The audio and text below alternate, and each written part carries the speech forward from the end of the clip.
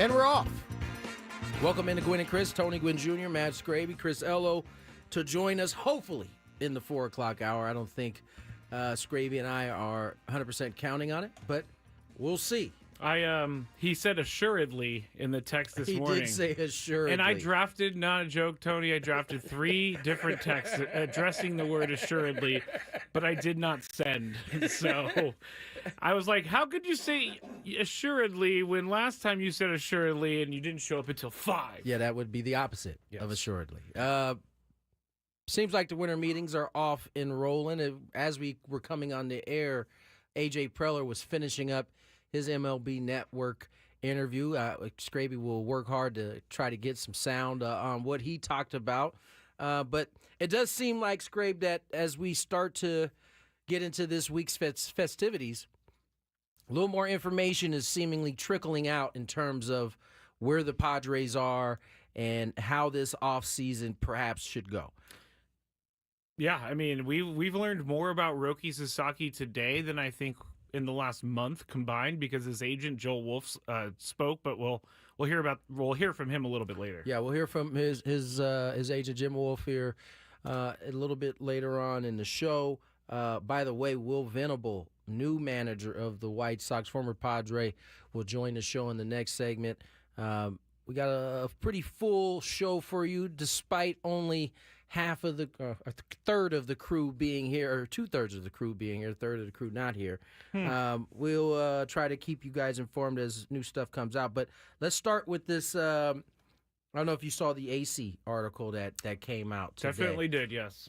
You know, yesterday, I can't remember where it came from, but there was some talk that the Padres were, it put it in a way that seemed as if the Padres were trying to cut prices or cut the salaries. And I don't know that I actually agree with that sentiment in terms of what the Padres are trying to do. I think they're trying to stay basically where they are. You know, maybe come down a little bit. Does that mean they're going to turn around and not be competitive? I don't think so. I think this is basically the same situation as last year, right? I think Juan Soto in the Juan Soto regard was the big piece, the huge piece that was on the board. Now, the Padres may not have a piece like that, but A.J. Preller is going to look to do similar things in terms of how this roster is constructed and how you put some of the missing pieces. Obviously, left field. Jerickson Profar's name all of a sudden bubbling up, not just here in San Diego, although it was said yesterday that the Padres seem to be pretty confident that they're going to be able to bring him back. But now all of a sudden Juan Soto's off the board, and there may be a few more teams that are contending for his services. I've seen the Yankees. Don't go there, Jerickson. Don't do it. Unless they pay you a lot of money to go there, don't do it. I think you'll have much more fun in San Diego, but I mean, the Yankees are the ones that are going to offer good money at this point. It seems like the Yankees, to me, are kind of relieved that Juan Soto didn't accept their offer, because they were saying, okay, now we went way outside of our comfort zone anyway to bid as much as we did, $760 million, and it just sounds like they're a little relieved.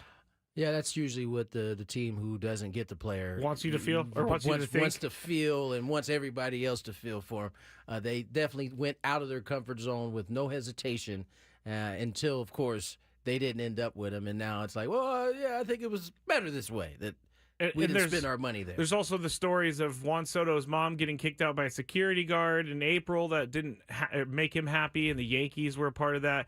There's just a lot of stories that we can't believe, really. No, I mean, this is kind of typical in today's sporting environment. You know, when no one ever just leaves and it's just they just left. The jilted lover always has to have the final word. Always trying to cut an angle. Yeah, but I think because we're getting chats right now on YouTube. You can watch us on YouTube if you just search 97.3 The Fan. And it's Dan. Cut payroll again? Now I hear maybe moving Cease to save money. I don't think this is a money-saving move. Last year, they had to move Juan Soto because they were going to be over the luxury tax, and they did not want to pay a third straight year of luxury tax. According to Kevin Acee, and this is a segment out of his article, their payroll for 2025, there being the Padres, will be higher than last year's $169 million, but the aim is for it to be less than the current projection of around 210, according to people familiar with the Padres' plan. So the Padres are at 169. We know that there are a bunch of just pay raises that were already on the books. Now, I don't know exactly where those pay raises get the ball club to, but right now they're projected around 210. That projection comes with the arbitration deals that are supposed to have, so the number's around 210. That's about $41 million higher than it was last year. I think Fernando's big years are starting to kick in. Yes, Fernando's big years. I think Manny, he's already got big He's years already got the before, big but years. you know what I'm saying? Xander's he keeps big his years are going to be going. coming up. Exactly. And so all of that is part of the projection. So if they're trying to keep it in between 169 to 210, where does that number lie will also determine how much maneuverability that A.J. Preller has come this offseason. Now, and also keep in mind, as was the case last year, all of the movement may not come during the offseason. True. Ruben Venable said this to us yesterday. A lot of the movement for this past season came during the season, counting spring training time. Yep. And so, not saying it's going to be exactly the same way, but it certainly could be. Xander's money has already kicked in. I thought there were some already, escalators in there, but no, he's already been making the same amount of money, and he will until 2033. So you don't have to. You just know exactly what his number is going forward. Right. I think trading, and why is it Dylan Cease over Michael King? Is it just the easy answer of they see Michael King as the better long-term pitcher than Dylan Cease? Because it seems like Dylan Cease's name is the one who comes up in all these. Like, why do we not hear Michael King? Is that because the Padres have possibly made their decision on which way they want to go? Possibly. I mean, if you are just comparing the two pitchers, Michael King certainly, was pretty. He was more darn consistent. Good last he year. was really good. Dylan Cease was also really good, but he was kind of inconsistent. I don't know. That's a really good question. I think ultimately, the value is probably good either way. But I think you're probably hanging on the King because you feel like the upside might be a little bit better. Yeah, I agree. I mean, don't get me wrong. Dylan Cease, for God's sakes, he threw a no-hitter last year. He's finished runner-up in a Cy Young before. He looked like a Cy Young at times, but he did have his moments where it was inconsistent. But, he's a pitcher you want in your rotation if you can have him. But if you have holes in the same way, right? Who wouldn't want Juan Soto in right field? But you had bigger holes to fill, and so you did what you had to do. This is kind of the same thing. Cease certainly doesn't net you the same type of players in return, but it could address a designated hitter, perhaps a left fielder that perhaps you're about to lose, or some controllable young pitchers that you could use. So, I think that at the end of the day, that's probably what you're looking at. I think the Padres' plans are not on hold, but a lot of their plans are waiting to see where Roki Sasaki goes, because it changes for them what they're going to do. Because if he chooses the Padres, he's immediately in that rotation, and they have a little bit of breathing room. Yeah. Maybe they don't need to trade Dylan Cease now. Maybe they want that rotation the way it is. I think the Sasaki possible, a chance to acquire him is a big piece on the board for the Padres, because it does soften the pitching situation a whole lot, assuming he can be the guy that everybody is assuming he'll be. And we'll play the Joel Wolf audio, the Roki Sasaki agent, a little bit later. But let me tell you, it sounds like Roki Sasaki likes a market like San Diego. He likes the small to mid-tier markets. He likes the markets that aren't so up in his face in the media. I guess he's had some really terrible time with the media in Japan. So San Diego sounds like a pretty good spot, Mr. Sasaki, if you're going to come over here and live in the United States. It's not bad. Yeah, I think we'll get into what Jim Wolf, his agent, said. Joel Wolf said in his earlier today when he was talking to some of the reporters. But yeah, there's some little tidbits in there that are I think interesting, and certainly give markets like the San Diego Padres a lot of hope. All right, let's get to break. When we come back, newly minted White Sox manager Will Venable, former Padre, will join us right here on Gwynn and Chris. SD Fat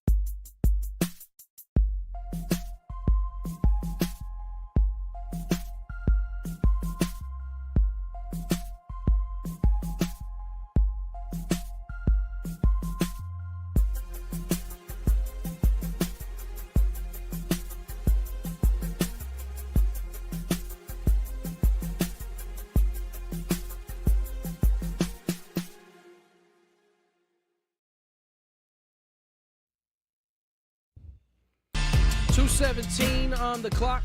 Tony Gwynn Jr., Matt Scraby, Chris Ello joining us in a couple hours. On the line, newly minted manager, great friend of mine. I don't get to say this very often. This is one of the first times this ever happened, honestly. A actual friend that is a manager in the big leagues. None other than Will Venable joins us here on Gwynn and Chris. Will, how are you? Congratulations, my friend. I'm doing great, T. Thanks so much, man. I imagine you're pretty busy right now. You got winter meetings. We got it up on the screen right now. It looks like it's very, very festive. There's a lot of managers, GMs walking around. What's been your experience as a first-time manager at the winter meetings? Yeah, man, a lot of action down there. Super busy down there. I know you've been to winter meetings, and you know all the action that goes down down there in the lobby. But it's been great. You know, yesterday was really about connecting with our front office and a couple of the coaches that we have here in Dallas, and connecting with the group and going through some stuff. And then today has been more of the media blitz and getting in front of some people and talking. And then tomorrow will be some managerial meetings. Now, it's not as though you are new to the media. I mean, you've been a player in this league. You've been a coach at many different levels. Are the questions different? Does it feel different on that podium as a manager now versus any of the other hats you've worn? It does. I'm having to answer for the group, and kind of the plan that we're setting here, which is great. I think maybe some of the challenges that I'm still very much learning the organization, learning the players, and still developing that plan. So sometimes I feel like I don't have answers to some of these questions, but it's all good, man. It's been different, but it's been a lot of fun. We're talking to new White Sox manager Will Venable here on 97.3 The Fan. And, Will, the White Sox are coming off of a record-setting season last year, and not in a good way. But one of the first things I thought of when I heard you were coming on was I wanted to ask you, what was it about the job that attracted you? Because there's certainly a lot of work ahead. Yeah, I think, really just, to get going and to take the interview, it was really about, the city of Chicago and what I knew of Chris Getz, and just very on the surface level, the thought of being part of something and building it, and then when I got in there and started through the interview process, got to know Chris and his group more, got to have an understanding of the vision, the foundational pieces that they're putting in place, and really just the excitement and of the game plan was really what it made it an attractive opportunity for me. And I'm really excited because every day since then that this job has kind of exposed more of that. I've just been more and more excited and more optimistic that we're doing it the right way. Well, this wasn't your first go-around going through these interviews. I mean, you kind of are collecting data as you are going through this process. What made you more prepared, more ready this time around than maybe in years past? I would really say it's been the last few years with Boch, and kind of the experience that I had in Texas. Being in Chicago as a base coach was amazing and learned a ton. Being a bench coach in Boston with Alex Cora was amazing, and he taught me a ton. But Boch just brought my development to another level where, he's asking me questions about lineup construction and letting me in on conversations he had with players and how he went about solving different problems, and get to watch him do his thing in game. And he's just really been an open book and really just got me to the point in my development where, going through this process, I was able to speak to the things where before, it was really just more of my philosophy and my thoughts. Now I had, actual real experience in going through some of the stuff. Talking to White Sox manager Will Venable, and he's so generous with his time being at the winter meetings right now. The winter meetings produces a lot of rumors, produces a lot of news, and I know the White Sox roster is a rumor mill right now, but as the manager, how do you prepare for the 2025 season when you're not sure if you're going to have some of your more established players on the roster? Yeah, obviously the roster will continue to develop through the off season, like everyone's roster will. And as we get closer to spring training and through spring training, we'll have more clarity on how we want to approach things with our specific roster. But right now, there's just so much work to do. Just getting myself familiarized with the people that we have, talking to players, building some of our things internally that we want, information-wise, feedback-wise, game planning-wise. That I really haven't got to the point of what is this team going to look like on opening day, because one, I know it's going to change, but two, there's just so much work to do right now, and I'm really enjoying that process. Well, as you know, all good managers adapt, to the rosters that they have. However, there are some principles, some core principles that each manager has and want to establish with their ball club. Can you share some of those core principles that a Will Venable managed team will possess? Yeah, I mean, Tony, man, in our playing days, it's so tough, right? And there's so many things that you cannot control. It's really, about the things you can control and making sure that you dominate those things. And, right. And when I think about that and the things that, I know that you are important to you and I, is really effort, right? Which means, getting down the line, obviously like hustling after balls, but also just preparing, right? And having an understanding of the information you want to take into the game. And then going out there and doing your best to execute it. And, it doesn't always work out, and it's a tough game with its challenges. But I think, if you're going out there with the mindset of competing and you're prepared to do it and give great effort on the field, those are the core values that I'm going to set really high expectations for our group. Talking to Will Venable, White Sox manager. Last one for me, Will. Thank you so much for your time. You know what? We share something, and that is we have both been a coworker with Tony Gwynn Jr. before. And so I know the radio Tony Gwynn Jr. You know the baseball Tony Gwynn Jr. Can you let any of our listeners in on what Tony was like to be a teammate with? Yeah, I mean, I just talked about the preparation and the competitiveness and going out there and competing and giving effort. You guys saw Tony play. All those things were part of his game. But for me, it's hanging out at the hotel. It's going to the dinners. It's in the clubhouse. The personality that you guys see on the radio, you're able to get that throughout your day. He was a special guy to be around and one of my favorite teammates of all time, for sure. I appreciate that, Will. Lovely. One thing before I let you go, managers have let's say, a problem with wearing jerseys. Usually you get a hoodie or some type of top.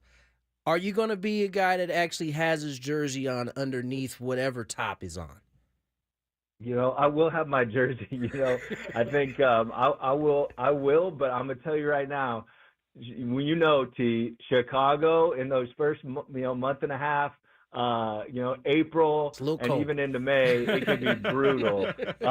So I'll have that jersey underneath there, but about 8 layers on top of it too. Fair enough. Well, hey man, congratulations on the gig, man. I know for myself, I'm looking forward to seeing you have a lot of success in Chicago. I know it might take a little bit of time, but they got the right man for the job. We appreciate you coming on today. Thank you guys so much. Will Venable, manager of the Chicago White Sox. Great man, great dude, great family man. He's going to be a great manager. He sounds pretty excited. Sounds pretty solid too. Yeah, his answers were. It's Princeton grad. Man. The people on the chat were trying to figure out if it was Princeton. Yes, Princeton grad. He was Princeton grad. Played hoops at Princeton as well. So he was a 7-year Padre. Yeah, he's one of my favorite teammates of all time. I tell you a quick story. It's funny. I was couple days before I got traded to the Padres. We're flying from Nashville to Portland, and I'm sitting next to this young lady on the flight, and she's just like chatting my ear off. She picked up real quickly that it was a baseball team. And I was like, that's interesting. Not a lot of people pick that up. They guess a whole bunch of other sports before baseball, right?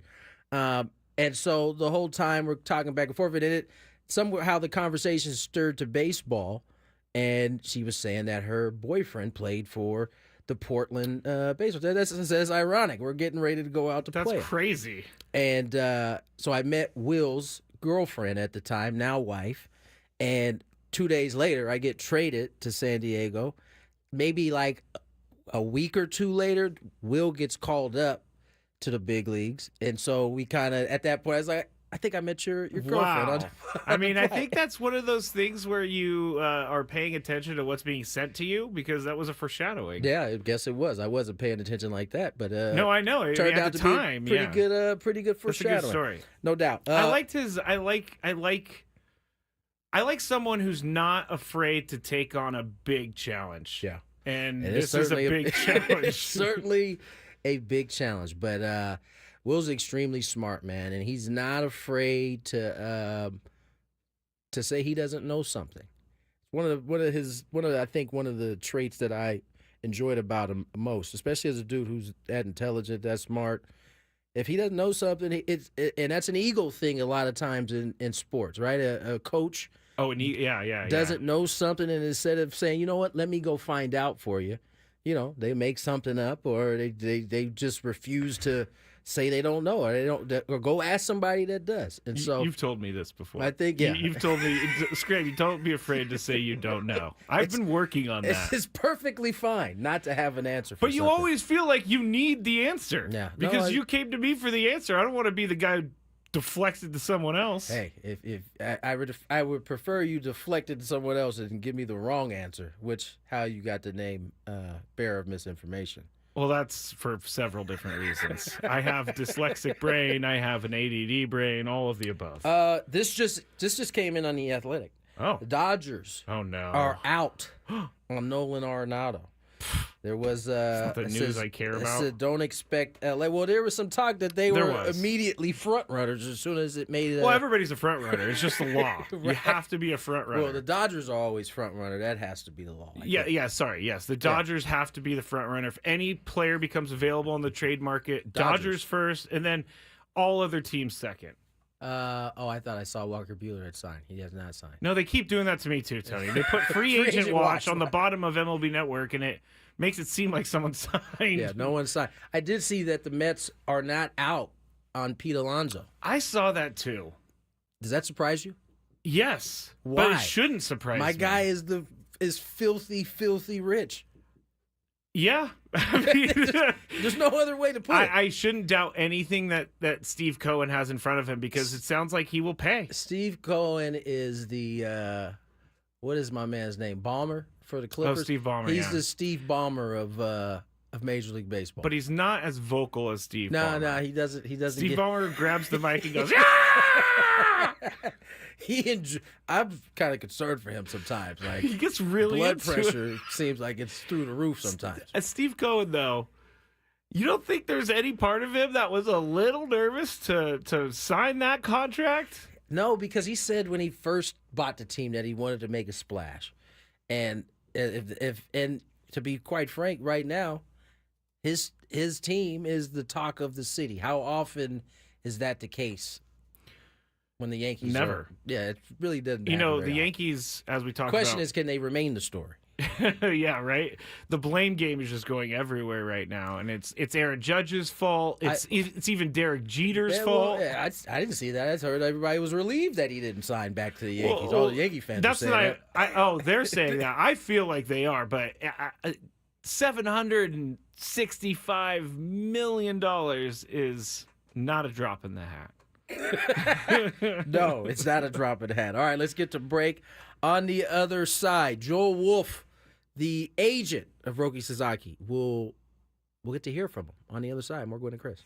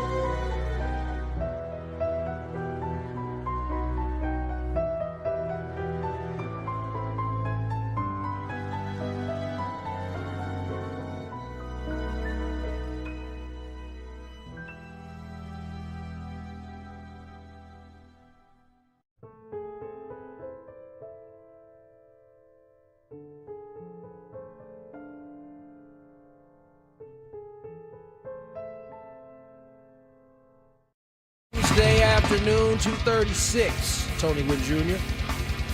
That's Gravy.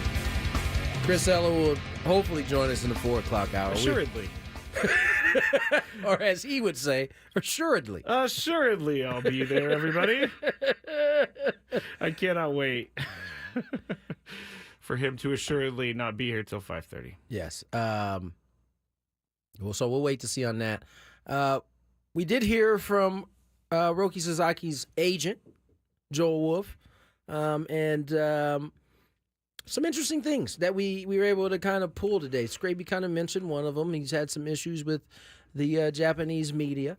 Which I have questions about, but not like bad questions. Yeah, we'll dive into that a little bit more here shortly. But let's hear from him in terms of his thoughts on the Padres. And the posting process. Well, we'll get to that second. I thought that's what you wanted first. No, I said the Padres. Oh, wait, I first. do have that one. Oh, Oh, my my gosh. Lord. Thank you, Tony, for saying that. I feel the same way. Here it is.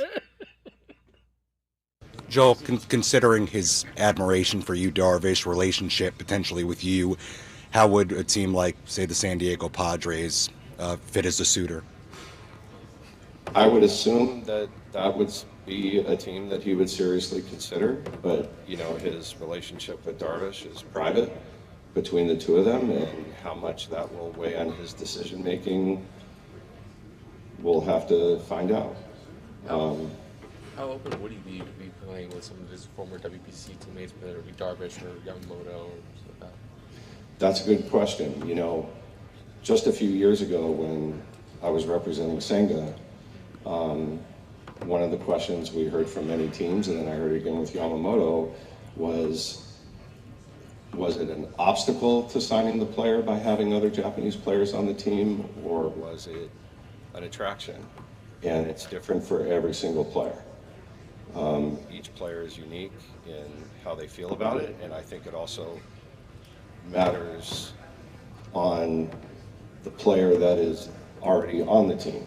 How much do they reach out to other Japanese players? How are they perceived by this particular Japanese player? And it just varies player to player. With Roki and his age, do you think it's more beneficial, or the attraction part of it? Is he leaning that way?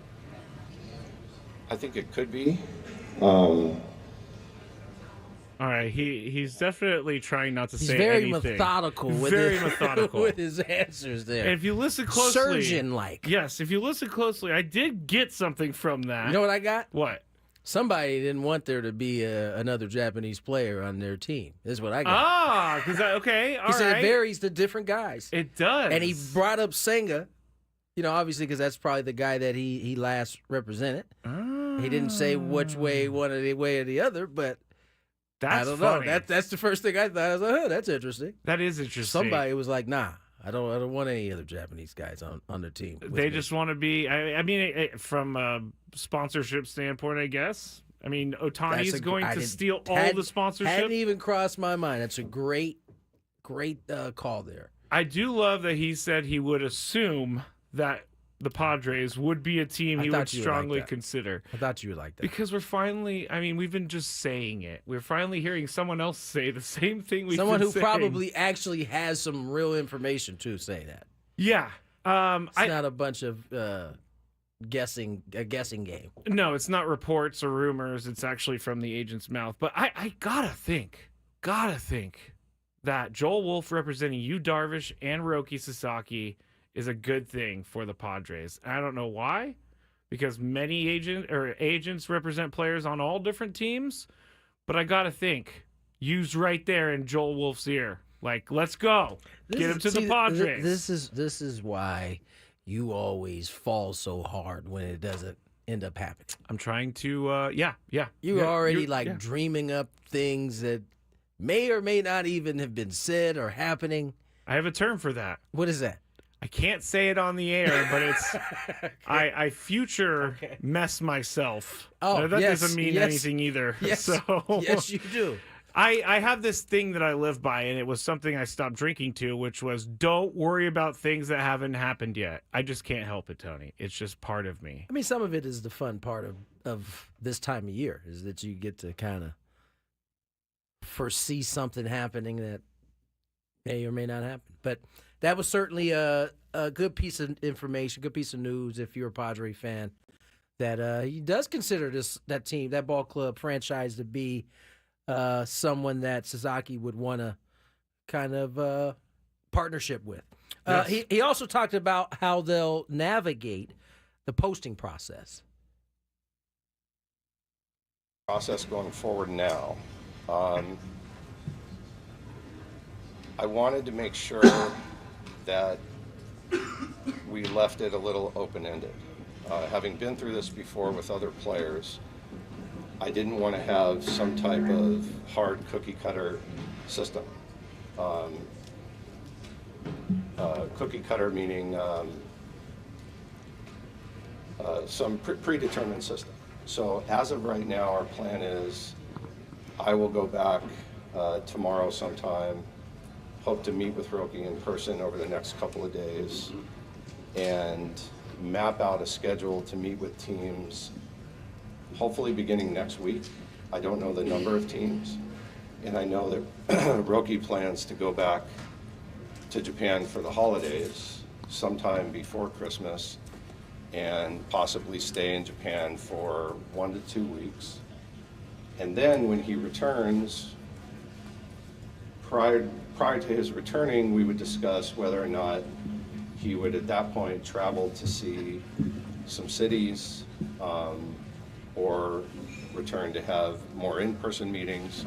We're going to leave it open-ended. Well, it sounds like this is going to be a nice long process. Yeah, That's what it it does. sounds like. Just like him saying it, it's going to take forever. I'm like, dude, just say it. Just say it. Like I said, surgeon-like Surgeon-like is right. with like, his words. just say it, please. Man, yes. So, I mean, it sounds like Roki Sasaki's going to take his time. Next week, they'll start. What was He said he's gonna sit down with Roki this week. Next yeah. week he's gonna start talking to teams, and then he's going to go to Japan For the holidays. a week or two. and then come back and possibly start So we're meeting looking, with we're teams. looking at like New Year's, But I actually- maybe after New Year's. I thought he couldn't be signed until a certain day. Maybe that's true. I'm not 100% sure on that. I think it's like January. I'm gonna have to look this up. I know Adam probably knows. He if probably he's on the officially chat. can't sign, but there could be reports that he has I see. agreed to terms. Yes. Okay. I can't Google fast enough. Sorry. Yeah, it's all good. No But worries. yeah, it's just we're gonna be in holding pattern for a long time. All right, let's get to probably the January 15th is right. Can't sign a deal till then. Thank you, Tyler. Tyler, good looking out. Let's go to the I guess probably the most, I don't know, shocking part of what Joel Wolf had to say, and that has been the relationship between Sasaki and the Japanese media. Apparently, there has been, I don't know, some tough coverage, maybe?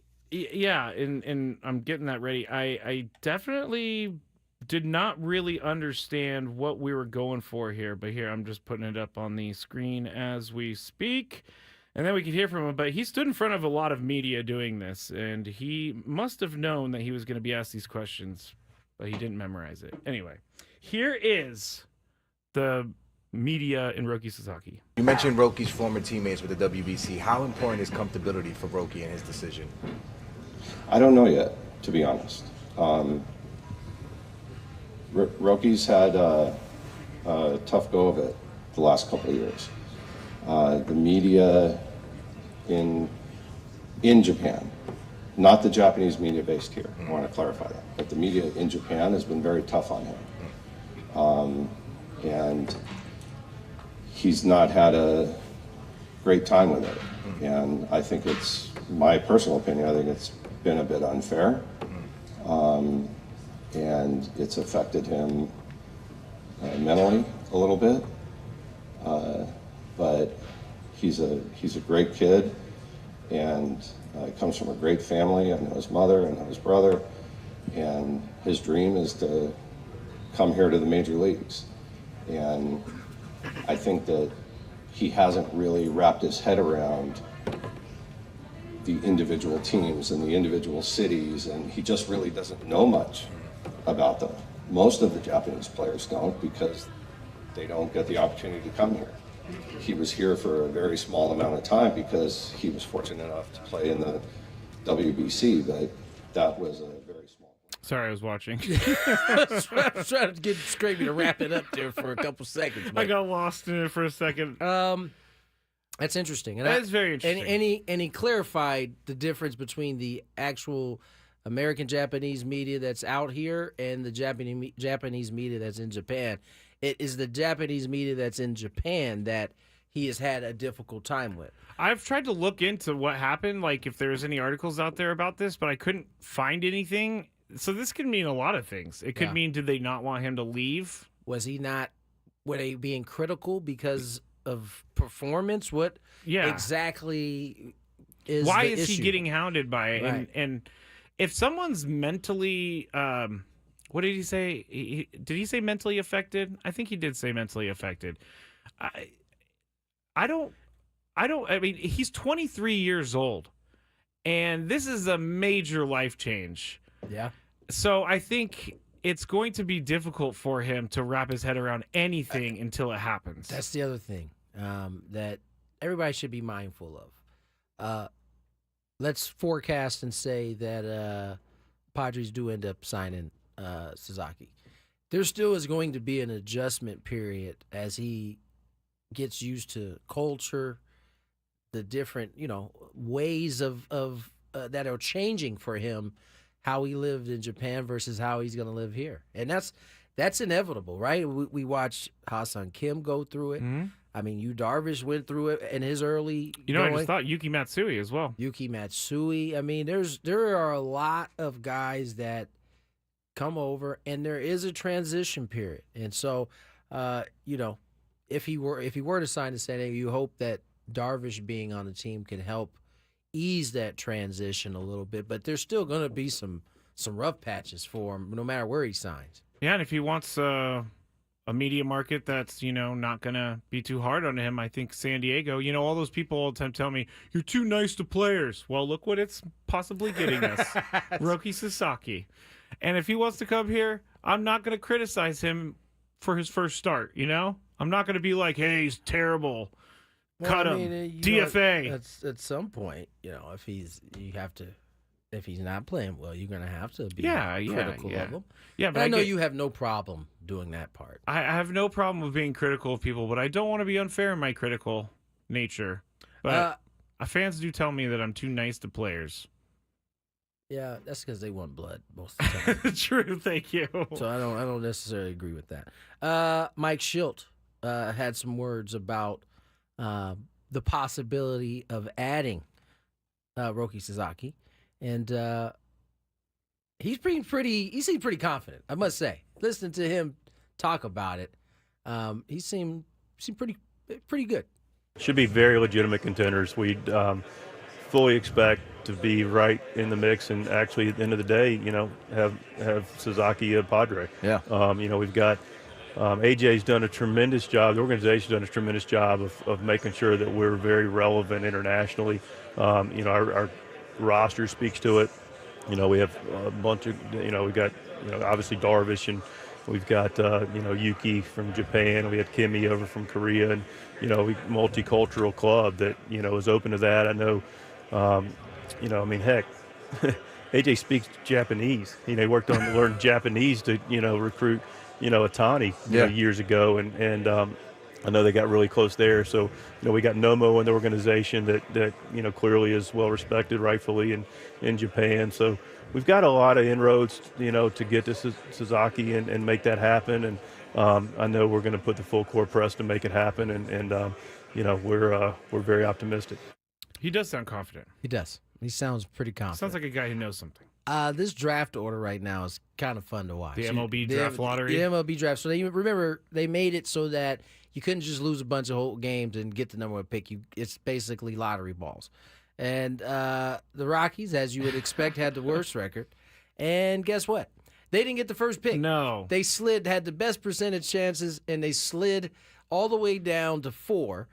The Mariners, who were supposed to be Marlins. No, the Mariners were supposed to be 5th, right? Wasn't that the Oh, Mariners? I was going to say the Marlins went from 2nd to 7th. To 7th, yeah. But the Mariners that were supposed to be 15th look like they slide into 2. That's awesome. It's pretty cool. I Anyway, mean, the Rockies would bungle that pick anyway. they bungled it.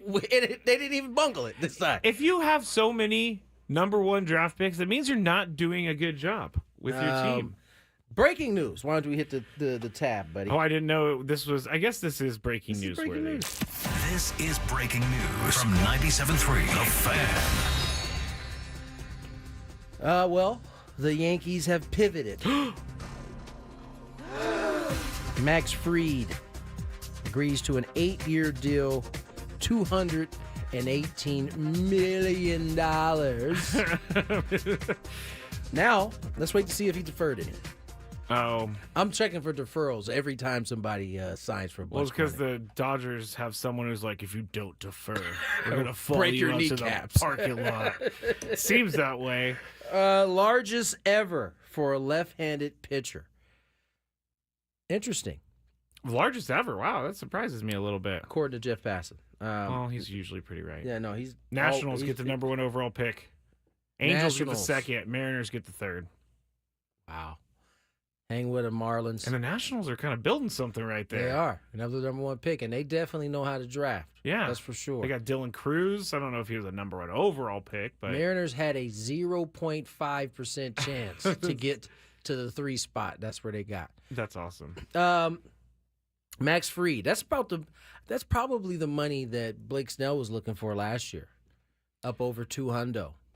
Yeah, but he's probably pretty happy he Yeah, didn't, no, he didn't get definitely- that contract He last bounced year. back, got what he needed this time around. But yeah, it's Max Fried. We knew that the Yankees were going. If they were offering $700+ million for one player, now you assume they're going to break this up. So there's about a third of it going someplace else right there. A little more than a third of it going to one player. Now I know the Padres. We were talking about Max Fried coming to town, but is that really a needle mover for Yankees fans? Max Fried? I don't know if it's a needle mover for Yankee fans.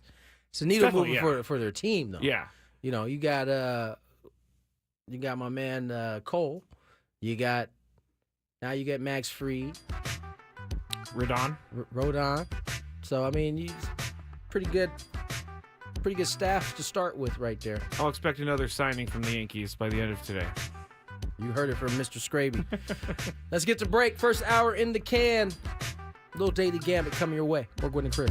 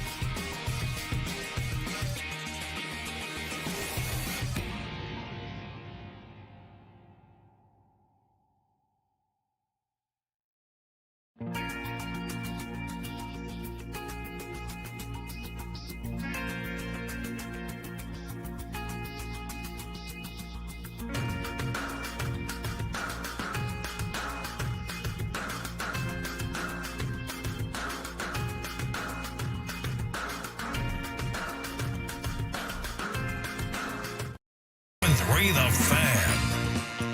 Welcome back into the Odyssey Palace here, 97.3 The Fan. Gwynn and Chris. I am Matt Scraby. Chris is on his way up to Fullerton. He'll join us when he gets there, assuredly, and we will allow him to join us when he gets there, assuredly.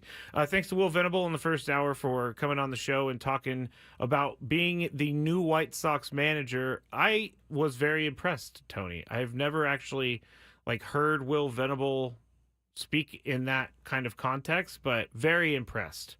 And the White Sox, I hope they do well now. I'm a big fan. Yeah, he's stand-up cat. Stand-up cat. He's got Steven Wilson, He's got Steven, for sure. But yeah, go back into the podcast. You can listen to that interview if you go to 97.3 The Fan SD, or you go and use the Odyssey app. You can also watch us on YouTube if you would like. Just go to YouTube and search 97.3 The Fan. Now, Tony, I have a bit of a complaint to lodge with our fantasy football commish, which is you. And my complaint that I'm lodging right now maybe is due to me being eliminated from the playoffs last night because Chris's... Hold that thought. Oh, I want to share more? something with you guys. Oh, It gosh, has okay. nothing to do with what you're about to talk about, but has to do with baseball. Not often does this happen. I think it might have been one of the last couple years I was playing. Pittsburgh Pirates, and I believe the Florida Marlins got fined and then had to add to their roster. There is, those may not know, there is a floor. A salary floor for organizations. You can't be below a certain level. And it was a while back that it actually came into play. The A's are in this situation right now. But they just paid all that money to They had Severino. to add Severino in order to get their levels up. So this wasn't a we want to make a splash move. That's why I bring it up. Because oh, come on. Yeah, I just thought that was interesting. That Here is it is. It's like, interesting. oh, we're okay. So maybe this is the first move towards eventually Vegas. By the way, that does look like it's starting to clear up finally. We'll so, see. I guess the percentage has gone up for me to about 30% of it happening to about 45% now. But So A's fans, don't worry. The A's didn't just try to get better overnight. They just tried to get within the rules. That's the only reason they spent that money. And they sat up there and they're like, we wanted to make a big difference. There were a bunch of memes of Sirianni looking out. Sirianni, excuse me, looking out over the AAA facility that is in, and then there was a bunch of thought bubbles on his head, like, what did I just sign up to do? That is, Severino, you're saying. I'm sorry, Severino. Yeah, I thought you were saying, okay. I said Soriano. Yeah, did he Severino. know that they were going to play in Sutter Health Home Park? Clearly he did. I mean, and the whole thing, I said this on the Scraby Show. If they're signing him to make a big splash, and they want to make a big splash when they go to Las Vegas, Tony, they signed him for the years that they're not going to be in Las Vegas. He's not signed in 2028. He has a 3-year deal. Well, guess what? It's 25, 26, clear 27. the books, and maybe they can make the big splash that offseason. You know, I feel a lot better. The world is back on its axis now that the A's are back to their old ways. I actually kind of got angry about this whole A's thing because it's stupid. It's just dumb. All right, now go to your grievance now. What's Okay, your my grievance is I had the second most points scored in fantasy football this year. Okay. Guess who had the first most? Who's that? Chris. Hello. By 4 points he beat me, but he beat me. Here's my issue. We What's have your two issue? divisions. Four playoff teams came from one division. 2 playoff teams came from the other division. I would have been the third. Why do we have divisions if it doesn't mean anything? And also, one of the guys got the number one, or got a bye, because he's atop the division, but his record is not as good as the other players in the division. That happens in the NFL all the time. No, it doesn't. No, I was gonna say each team. I was like, do they? Honestly, each team gets 7 playoff teams. Honestly, or as each commissioner, conference. I did not know that I actually could control exactly how the playoff. I knew you could pick how many teams. I didn't know the division part. I would like to protest this season because I should be in under. Well, you guys are subject to checking the rules before the season actually starts if there's any griefs. No. I only know about this rule because it affected me, Tony. That is the only reason. Fine. I scored so many points this year. Jamar Chase is going to be on a wasted team, just like in real life. Oh my gosh, they're showing something on TV where they're showing. Max Fried got his ankle stepped on. Anyway, are you going to do anything with this grievance? I'll take it up with the rest of the crew. The rest of the crew. Yeah, I don't unilaterally just make moves. I like to put it up for a vote. I just feel with our members. I just feel so dirty because when I look next to my name, it has an E for eliminated. Well, you're eliminated above guys like Will Galvez. Like that, putting me in the same category as Will Galvez is something that I never ever want to do. Ever. Gravy! All right, Daily Gambit. Doesn't sound like Tony's going to do anything with my grievance. We'll see what we can do. Okay. Do you like money? I think about money a lot. Do you like money without doing anything?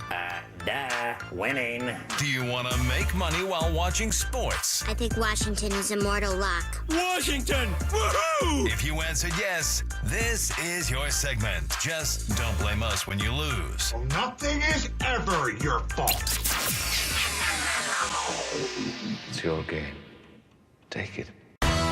Gwynn and Chris go through the top bets of the day in The Daily Gambit on 97.3 The Fan. Daily Gambit's our daily sports betting segment here on Gwynn and Chris. Please, everybody, gamble responsibly. Tony, the chat is not letting me out of this one easy. Comment from Dan. The champ is now an ex-champ and is crying. The ex-champ is here! No, I got to change my name to Peasant Squad is what I came up with. I like Nate, they're on your head about this, too. Nate says if it was Chris, you would be happy about it. That's absolutely Facts. true. I'd be like, the rules are the rules, Chris. Let's see, who else? Oh, Ron Davis, who's in this league with us. What do RD have to say? Scraby, don't take it too hard. You wouldn't be able to hack it over here in the adults league. Oh, he made the playoffs, so I also beat you in the season, Ron. It doesn't matter because you're moving on, but ugh. All right. I hate missing the playoffs. I hate it. I hate it. What division is RD in? He's in the one with the 4. Which is that the West? I don't know. We all live in the West, except for Thomas lives in the East. He's in the opposite division? I think so, because there's only 2 that made it from ours, and it was Chris's wife and then John from KSON. No, it looks like a trade is coming down the pipeline as we speak as well. For baseball? Baseball. Or fantasy football? All right. Do we have it? It came up on my phone, and then I lost it. Sorry. All right, I'm going to get into the Daily Gambit. We will stop as soon as we see the news. Let's see. Last night, Monday Night Football, pretty good game, actually. Joe Burrow is incredible. Jamar Chase is incredible. Bengals were minus 4.5 on the spread in this one. Chris chose the Bengals. You and I chose the Cowboys. And Tony, the Cowboys lost, and they lost our bet for us, too. Now, did you see the misery of Jerry Jones after the punt? He was steaming. So the Bengals punted, was blocked by the Cowboys, but then it hit one of their players trying to catch it, and it bounced into a Bengals' hands, and it gave them the ball. Joe Burrow throws a touchdown to Jamar Chase. Did you also catch Micah Parsons storming off the field before the game was even over? I mean, I kind of felt him on that one. Like, they have found a billion ways to lose games. This one is a new one. I didn't even know what the rule was on a block punt. That the block team tries to field. It's kind of like it's like a kick. Like if it's like a muffed punt. Muffed punt. Yeah, exactly. Basically, it's just is really close to the line of scrimmage. Anyway, that's crazy. Okay, so Andres Jimenez, yes, to the Blue Jays from the Guardians. 4. Doesn't say yet, but we'll check on that in a second when we get some more information. But things are happening, Tony. Things are happening. That's what happens at the old winter meetings. The old winter meetings. Excuse me. Rico Dowdle. I needed him to have a huge game. I needed him to have like 50 points. Rushing and receiving, or CD Lamb. Who has more rushing and receiving yards? Rico Dowdle won this bet, 141 yards. We all chose Dowdle. CD Lamb only had 94 yards. However, CD Lamb caught a touchdown right in the beginning of the game, putting any thought of me making a comeback to bed. Kicked you right in the where you know where. I'm just shaking my head, yes. Joe Burrow, over under 280.5 passing yards. Tony went under. We went over. Joe Burrow had 369. Joe Burrow, you cannot go under on this guy. That was stupid. I don't know what I was thinking. He's on fire. The Indiana Hoosiers, they were playing Minnesota. Indiana spread. They had the spread by minus 9.5. You guys chose Minnesota. I chose Indiana. Indiana won by 15. Next one, Rangers, minus 1.5 over the Blackhawks. We all chose the Rangers. Blackhawks win 2-1. That's just how it works. Of course. I picked the Winnipeg Jets when they're undefeated. They lose. It's like every time I pick the worst team, or I pick against the worst team in the NHL. They win. Doesn't matter. It's me and the Lakers betting on them. Scotty Barnes, over under 21.5 points last night. You guys went under. I went over. He got hurt. Yes, he scored did. 15 points, so it was under. All right. Where have the Mets odds gone ever since signing Juan Soto? Well, they have moved to the top of the World Series champion odds. They went from plus 1,200 to plus 750. The Mets are behind the Dodgers. Or I'm sorry, the Dodgers are the number one, but the Mets are up there now. They've moved a lot up right behind the Dodgers. The Braves are also 750 to win the World Series. The Yankees went from 750 to 850. So I guess that didn't affect them too much that they lost Juan Soto, but it seems like it should. Magic. Okay, there's not much going on in the sports world tonight. There's only a couple NBA games, very few real good college basketball games. So Magic at the Bucks tonight, Tony. It's a Bucks cup minus game. 7.5. They're still doing this? No, this is the final 8 or whatever teams it is right now. 4 on each side. Okay. Give me the Bucks. They're playing some good basketball right now. We're going to go Bucks. Minus 7.5. Yeah, Magic are beat up. Oh, yeah. What's his name? Banchero. And the big guy also just went down. I'll just take it. Wagner. Wagner. Yes. All right, I'm going to take your advice and go with the Bucks too. Now, Incarnate Word. Didn't even know this was a school. I've heard this school before. I'm taking Duke by 50. Well, their spread is minus 34.5, so you're still going Duke. I'm going Duke. All right, I'll go Duke as well because Incarnate Word cannot match up with Duke. I'm sorry. There's just no chance. No. Final bet. Tennessee, number 1 college basketball team in the country right now. They are at Miami, Florida. But Tennessee, 15-point favorites. I'll go first. And I have no idea if Miami's team is good or not. But I'll just go Tennessee. I'm going to go Miami. You're going to go Miami? I don't know if either team is good, but I'm going Miami. Miami. All right. Let's get to break. On the other side, more Gwynn and Chris. Wait, hold on. I got to delete this stuff, Tony. Man, you're getting crazy. It's all right. All right. Try and be on time. Jeez, I know you are. From the 97.3.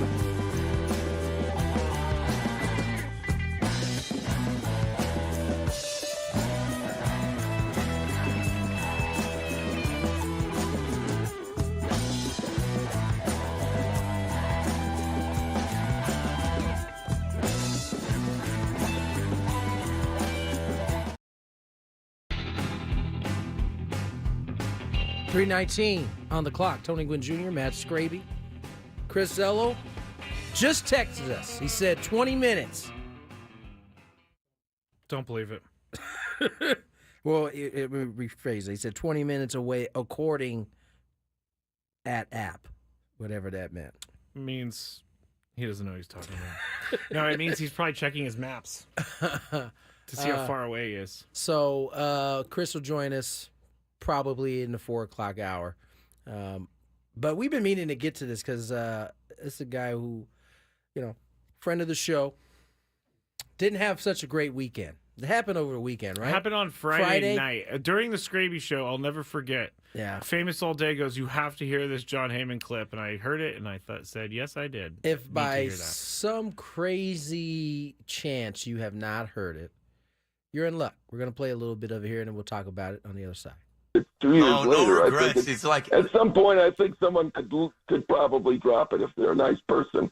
What I think is it just like how I introduced you. Everybody in baseball knows who you are. So one, it's a credit to your work, your following, and how. By the way, I won't be going on with you again. The whole thing has been a disaster. That's okay. I can't even believe you said that to question my integrity. Are you being serious right now? I'm being serious. Yeah, John. Asking me if I'm getting a cut because I have a relationship with an agent. That's outrageous. I know you're not a journalist. You don't know anything about this. I know you don't, but that's an outrageous comment. You should know that it's much. Friday night at 8:30, John. You should know that much. And I am I'm not. done with you. I am not I'm taking done with this that WFAN. serious. Goodbye, John. Thank you for I joining can't us, even John. believe it. Thank you, I John. can't even believe it. Thank you, John. Appreciate that.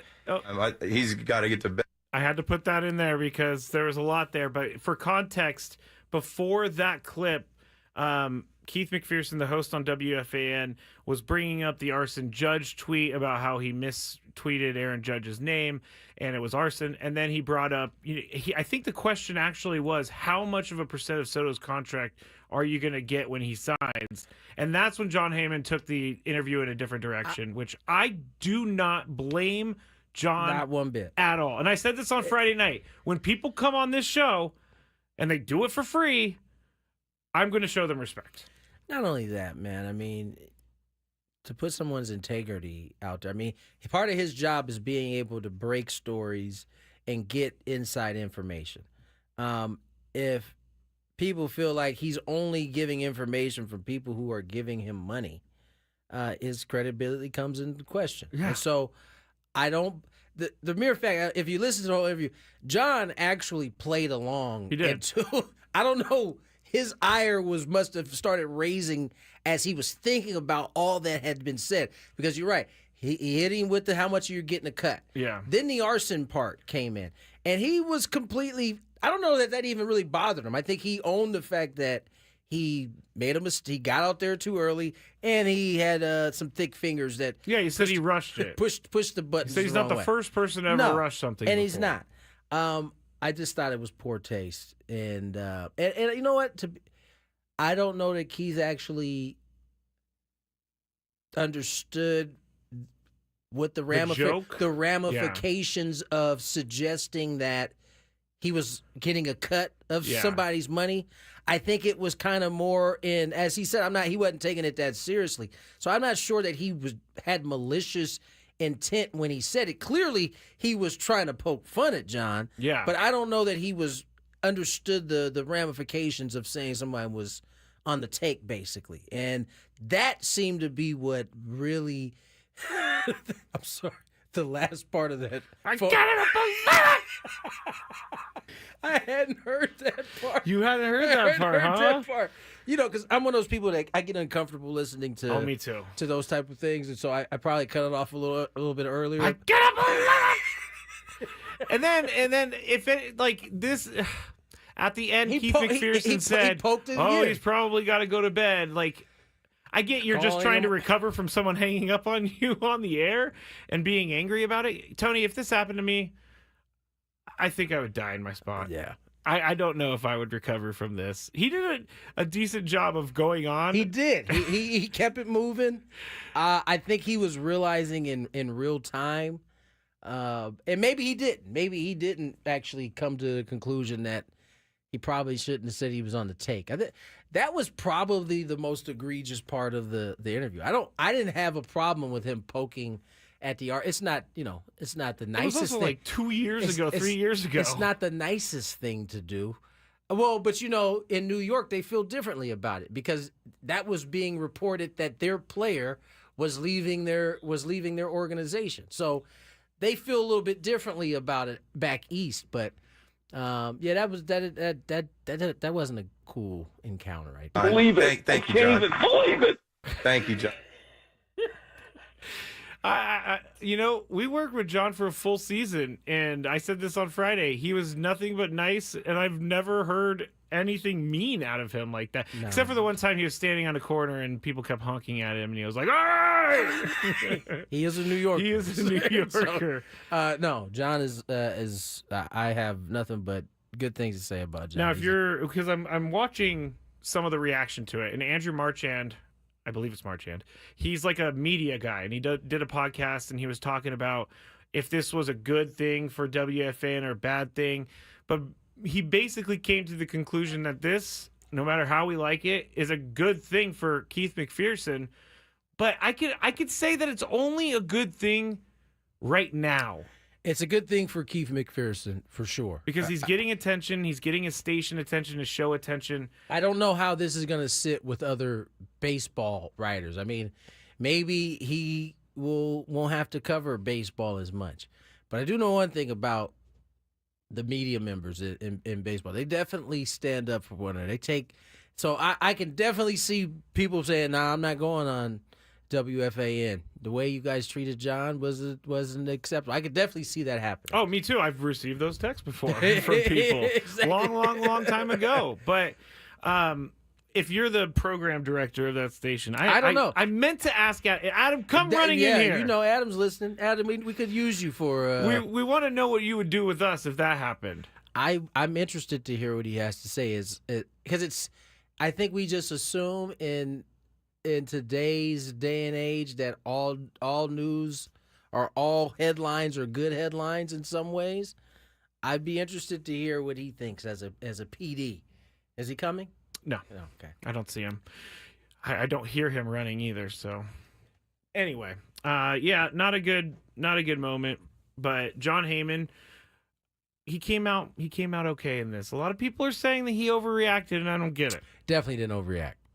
You can't, because it's live radio. Like you're literally questioning his integrity on live radio. Yeah. How did you expect him to react?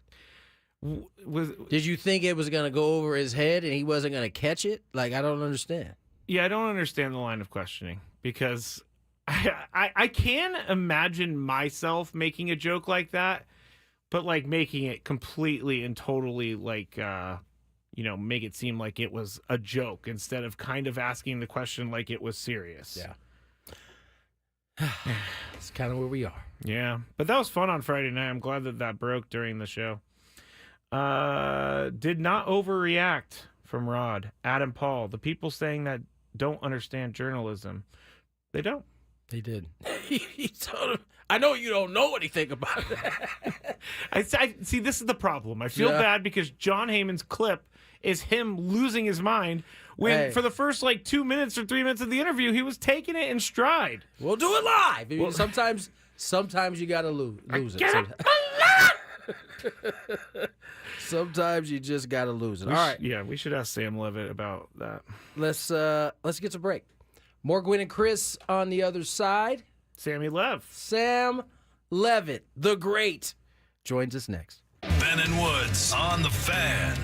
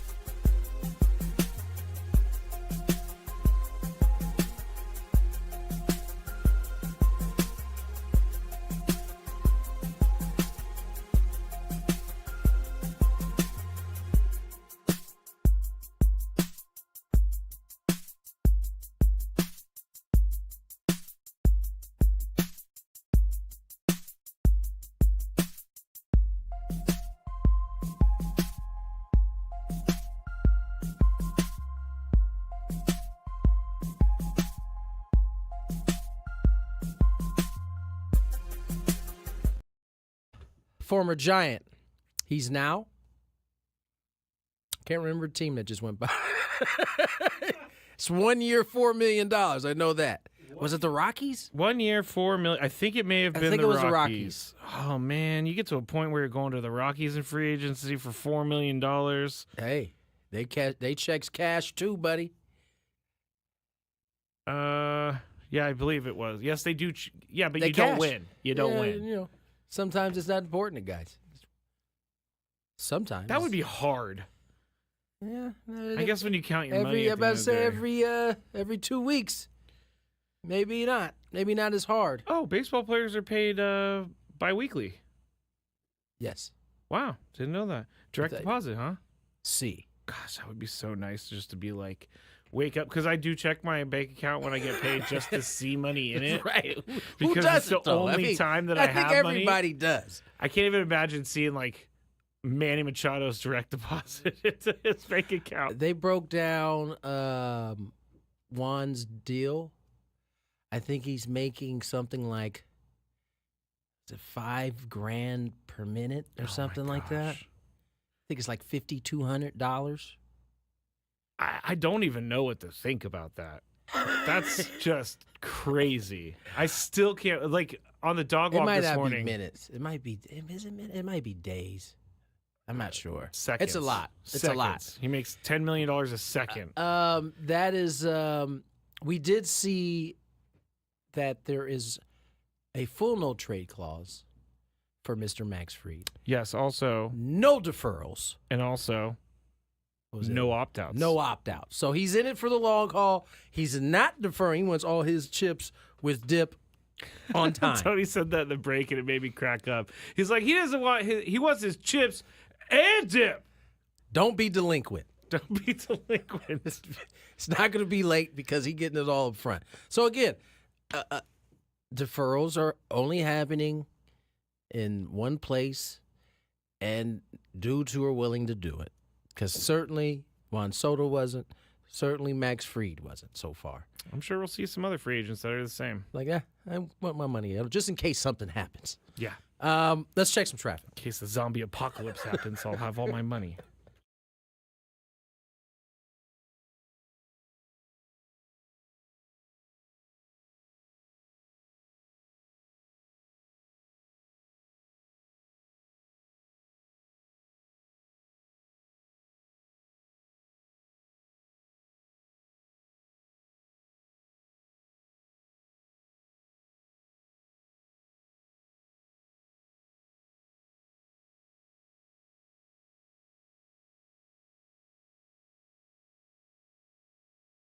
Get a free courtesy check of your tires and battery. Visit SoCalOilChange.com for directions and discounts. SoCalOilChange.com. I'm Kelly Danick with Gwynn and Chris, San Diego's #1 sports station, 97.3 The Fan. Appreciate you, Kelly. Let's get our guest online, none other than the great Sammy Levitt. Day 2 out at the winter meetings. Yes, give this hardworking man a round of applause. He deserves one. Sam, how are you, my friend? Day 2, you tired yet? Well, I better not be too tired because I've got a 2-hour radio show to host. He sure does. San Diego time, so I've got to save up the energy. It's been a long couple of days. You know, there's a lot of walking around. You're just, doing all these different things and talking to people and going through these different events and media availabilities that they have. But it's a long day, but good days. And hey, this time of year, it's good to talk baseball and have everybody gathered in one spot. So not today. I cannot be tired because I got to go till 9 p.m., which is 11 p.m. here. So I'm just getting started. Yes. It's going to be a little bit of a time for you today. Seems like day 2 has brought a little clarity, at least in the Padres organization, in terms of spending, where it's going to be. It sounds like, according to Kevin Acee, they were at 165 last year. They are at an estimated 210. They want to be somewhere in between, and that could possibly mean, and we talked a little bit about it yesterday, moving one of the pieces that are already on this roster. Yeah, and then rumblings from Kevin and other reporting here at the winter meetings about, potentially the trade market for Dylan Cease. We talked about him yesterday, and obviously if the Padres are going to move somebody to A, free up money, B, fill needs, or even C, improve their minor league system, Dylan Cease would be a pretty interesting candidate, and probably just from a payroll standpoint, a candidate that makes the most sense to be moved. So I don't think at this point, based on Kevin's reporting, I don't think it's all that surprising to now hear those rumblings. Look, A.J. Preller spoke within the last 90 minutes or so, and he was asked by other media. I asked him about his appetite for exploring the trade market for one of the pitchers that are going to be free agents at the end of the year, whether that be Dylan Cease or Michael King. And look, with that scenario, no surprise, AJ is not going to give up a whole lot. He gave you the answer about, hey, when you have good players, you get calls. So, I love Sam. I love how you say he gave that answer, meaning we've heard it on a number of times. Yeah. Answer 67B. Yeah, especially with stuff like that, you're not typically going to get a whole lot, which is okay. But look, it's certainly not surprising to hear the rumblings. I think as you see what Kevin reported today, again, we talked about it yesterday, the buzz, the feeling here as I talked to people was that the payroll was sort of the first order of business for the Padres and figuring out what that number ultimately is going to be. And obviously the luxury tax threshold is another big part of it, along with the actual payroll number for 2025. So not surprising to hear, and it just goes back to what we discussed yesterday and what I've talked about all day on the station. That is, this is starting to really look like another offseason where AJ is going to have to get really creative and aggressive, and he's going to have to hit on different moves. And look, if you move a guy like Dylan Cease, yeah, you could fill needs and you could free up payroll, but you also lose a guy who's a Cy Young candidate at his best. So, I kind of feel like it's almost a little bit similar to the Juan Soto situation last year. It's different because it just seemed like Soto was that big fish, and we were just waiting to see what they would do with him. But it almost feels that way again in the sense of, maybe they're going to have to move somebody significant, but it doesn't necessarily mean that you can't build a really good team and be competitive. I mean, let's remember, they traded Juan Soto, and they somehow figured out last year a way to win 93 games. Yeah. It is possible. It's tough. It requires a lot of creativity and success from A.J. Preller. But he proved he can do it once, and we may be getting to that point where he's going to have to really do it again here as we move into 2025. Sam Levitt joins us live from the MLB Winter Meetings presented by San Diego County Credit Union. It's not big bank banking, it's better. So, Sam, you went to Roki is who I'm trying to say. Roki Sasaki's agent's press scrum, Joel Wolf, and he had some interesting things to say. Mostly about how he was mentally affected by the Japanese media. And I've been trying to look and find out what that even means, and I don't know if you have any more on it. But what were your overall takeaways from what he told you guys? Well, it was, I'll tell you what, it was a very interesting half hour with Joel Wolf. And look, I think when he's up there talking to literally 100-plus reporters this early in the offseason and this early in the posting process for Roki Sasaki, I think you have to take everything with a little grain of salt. Yeah.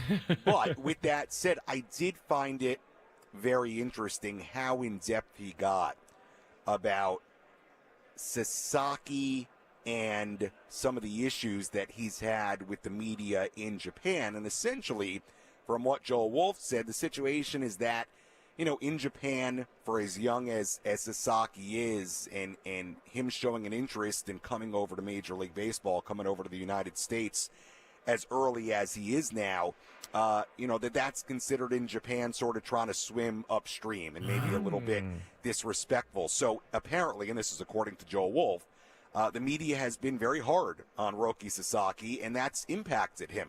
That's been hard for him to go through. So that then led to a part of the media availability where Joel Wolf talked about, the possibility, or at least there being an argument for, a small to mid-market team being sort of a soft landing spot for Roki Sasaki. So, look, they went through all the factors and the idea of him playing with other Japanese players. I asked him about Yu Darvish in particular and how that would make the Padres a potential suitor, and he touched on a number of different things, but he really did go, I thought, for an agent up there that's just getting started in this posting process, this recruitment process. I thought that was pretty interesting. And we also, and I know some of this was out there, but we also learned a little bit more about Sasaki's personality. I mean, he sounds like a very quiet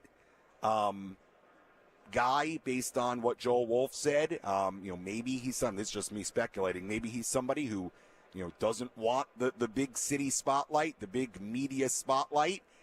And if that's all the case, then with all things considered, I would think San Diego would be a pretty nice landing spot that checks a lot of the boxes. So, yeah, look, I don't know how much you take what the agent said today as gospel, right? These teams are going to make pitches at a centralized location with Sasaki and his representatives. Then it sounds like there's going to be a little break. Sounds like Sasaki's going to go back to Japan for the holidays, and then after that, it sounds like they'll potentially make some visits to teams he's considering. So it sounds like we are still a ways away from Sasaki making this decision. It really does sound like this process is just starting for Sasaki and his agents. So we'll see, but certainly what you heard today, I don't think it makes you feel any worse about the Padres' chances, because some of what was discussed, it checks a lot of boxes. San Diego does.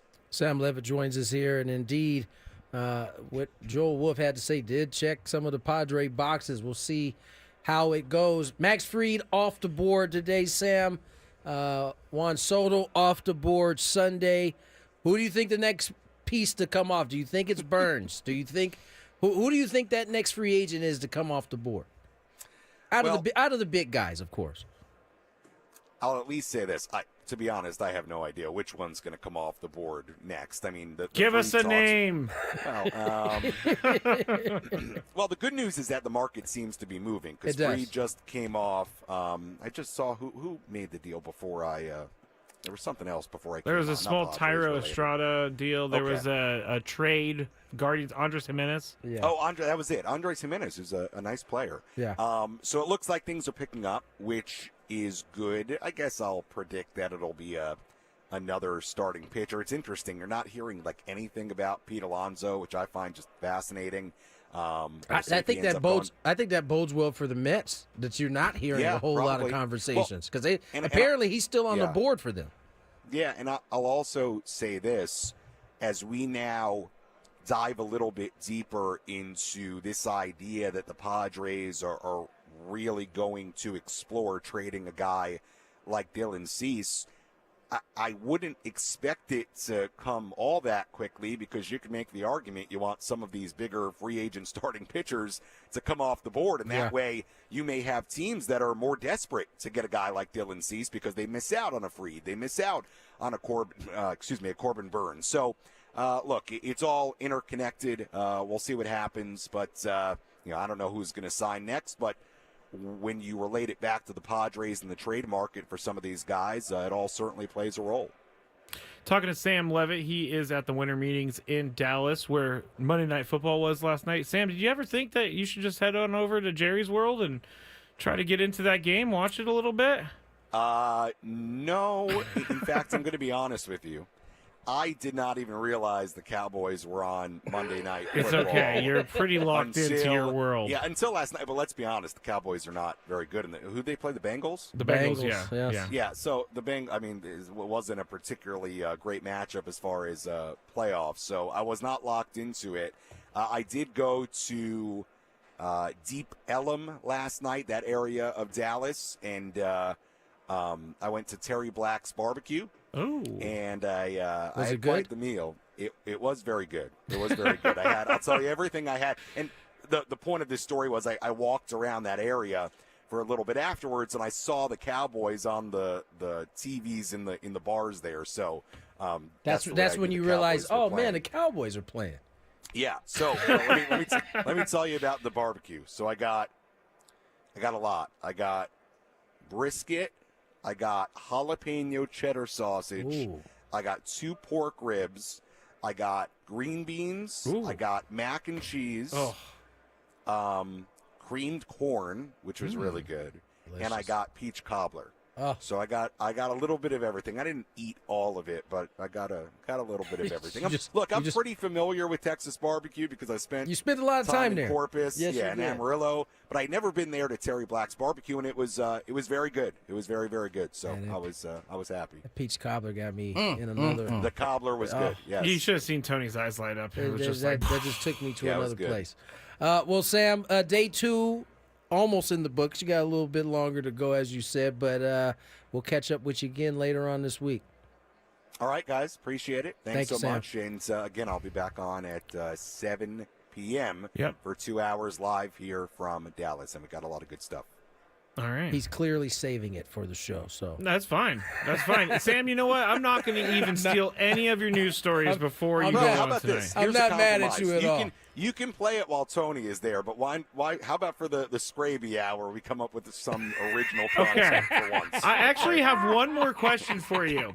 It should be the Scraby Show, executive produced by Sam Levitt. That's what it should be. I have many executive producers. Rod from the chat is also an executive producer. Sam, we have a fantasy football issue with our league here. And so Tony was actually going to poll the rest of the league to see if we should change it. But I missed out on a playoff spot, and we have 2 As did I. divisions. Yes, it's heartbreaking. We have 2 divisions. I got some 4 playoff teams came from one division. 2 came from the other division. I got some bad news for you. What's the point of the division, Sam? What is this bad news, Tony? The bad news is that I have no control over how many teams are the divisions. It still boils down to still. Then what is the point of the division? Do you want to get rid of the division, Scraby? Is that what it is? If it helped you me, still would have missed the playoffs.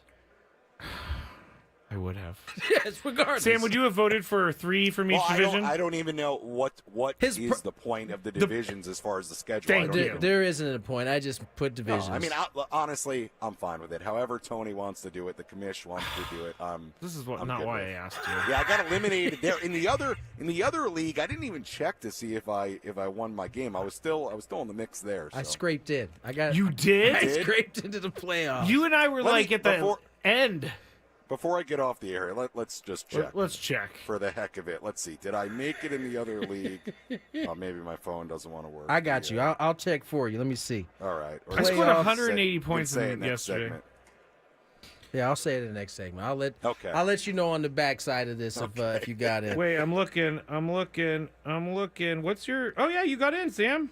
Oh, good. You tied for 3rd.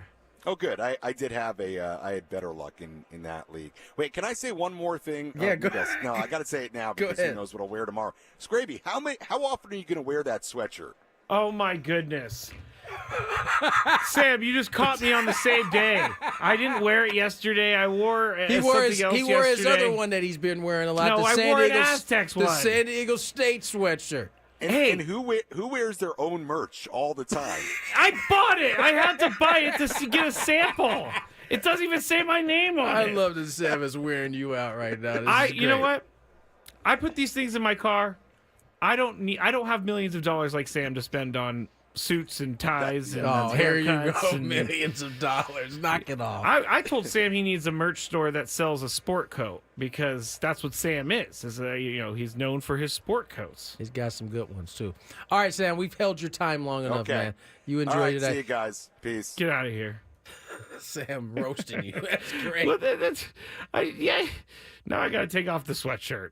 I mean, I was good. I was like this close to commenting on the San Diego State sweatshirt yesterday, but I was like, I've what? worn that I'm just twice. Happy. I'm just happy he's wearing a different one, so I'll take it. No, you wore it on like back-to-back days though. And on Friday, Chris and I matched like we were father and son. It was very strange. I have never been a clothes guy. I will wear a piece of clothing until it falls off of me. Yes, we know. Before I buy a new one. The Nike Wells shirt lasted a long time. It's retired. I had to buy this to see the sample, so I'm going to wear it, but never again wearing it in this studio. No judgment for my part. What are you talking about? You just said you were about to make a comment. But I didn't know. I stopped myself. I didn't indulge. I'm not going to promote Sam the rest of today. Let's get to break on the other side.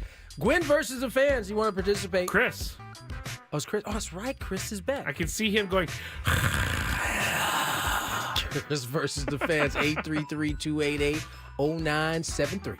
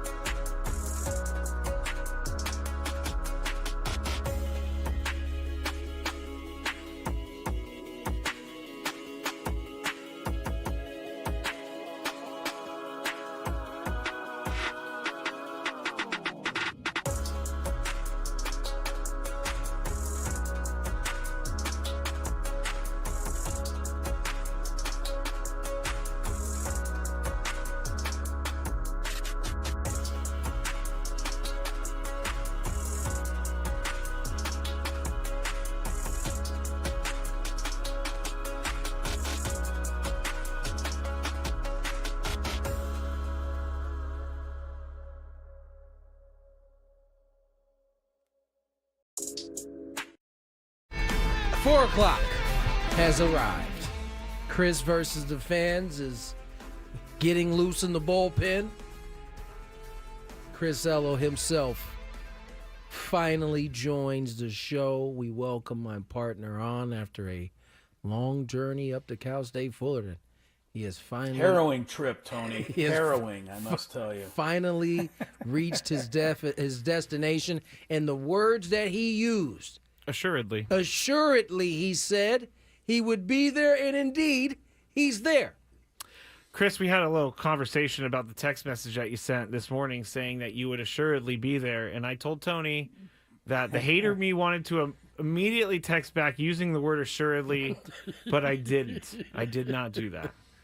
I felt confident. Not only did we make it up on time, but as everybody can notice, including you, Scraby, even though I know you don't want to give me props, I got all the equipment set up properly. Properly, buddy.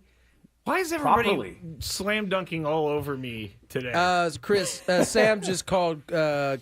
Scraby out for wearing the same sweater on multiple occasions, and Scraby's feeling some type of way about it now.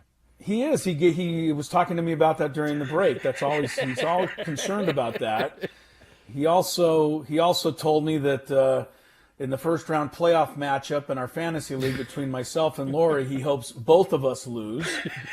I don't know how it's going to happen, but it's going to happen. That's what he's rooting for. So I can tell Scraby's having quite the day so far. Just sitting here listening to Sam's buffet and getting hungry, and then he makes fun of me. I just don't like it. I would like to, if you can see behind me, I think there's just like a wood panel. I have nothing to compare with Sammy's nice arrangement there in Dallas with a waterfall and everything else he's got going on down there. That's true. So he's got a nice not setup. quite to that level. Yeah, he's got definitely a nice setup. As I said, Chris versus the fans. Is everybody ready to go? I think so. All right, let's play some Chris versus fans. If you had one shot, one opportunity to take down the human almanac himself, howdy do. Now is your time. Listen to me, this guy is dangerous. Now is your opportunity to win a prize. Well, I hope you know what you're in for. Chris versus the fans starts now on 97.3 The Fan. All right, got a little bit to read, everybody. A little bit? A little bit. Okay. Where did it go? Okay, there it is. Sorry. You will be qualified for a chance to win our grand prize, a 2-night stay at Westgate Las Vegas Resort and Casino, and 2 tickets to Hoops Central at the Westgate Superbook. The Westgate Las Vegas Resort and Casino features newly designed premier rooms, part of their $70 million room renovations, home of legendary Vegas fun. Experience the madness of March as only Westgate Las Vegas Resort and Casino can serve it up to you with high-definition screens, luxury seating, table service, and access to all the best gaming action. Enjoy hoops action from the best up-and-coming stars on the giant HD screens in a smoke-free environment as you thrill to the games that keep us coming back to college ball. Okay. For tickets, head to westgateresorts.com. Also, you will win tickets. A pair of tickets to tomorrow night's San Diego State basketball game against California Baptist. Grab tickets at goaztecs.com. A.K.A. CBU. CBU, yes. You have to make the it Lancers, baby. The Lancers. Are they the Lancers? Yeah. Oh, they are the Lancers. That's right. So. Yeah. You have to make it through 3 questions. Each question will get more difficult. If you get the question right, you move on. If you get it wrong and Chris gets it right, you're eliminated. But if Chris gets it wrong, then you move on to the next question or you win. If you're a first-time player, let us know before you get into it, and you'll get that question for free. Chris vs. the Fans is presented by SD Fat Loss. Lose 20 to 30 pounds in just 60 days. Visit sdfatloss.com to schedule your free consultation. Tony. That's it. It's all you. Okay. Oh, I need a contestant. Yes. Let's go to Hector. First Hector. name I saw. Happy Tuesday. Come on down. Oh, hello. Can you hear me? We can hear you, Hector. How are you? Okay, yeah, I'm a first-time player. First-time player! Woohoo! Here we go. Question number 2.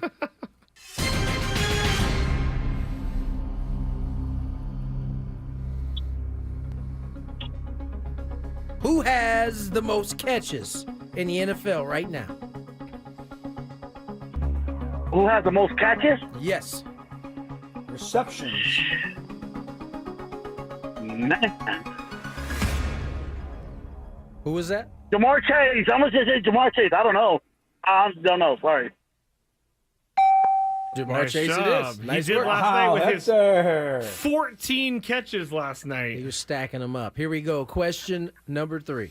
A lot of good at did your fantasy playoff. Don't bits, even Greg. start with me, Chris. I scored 180 points. What year?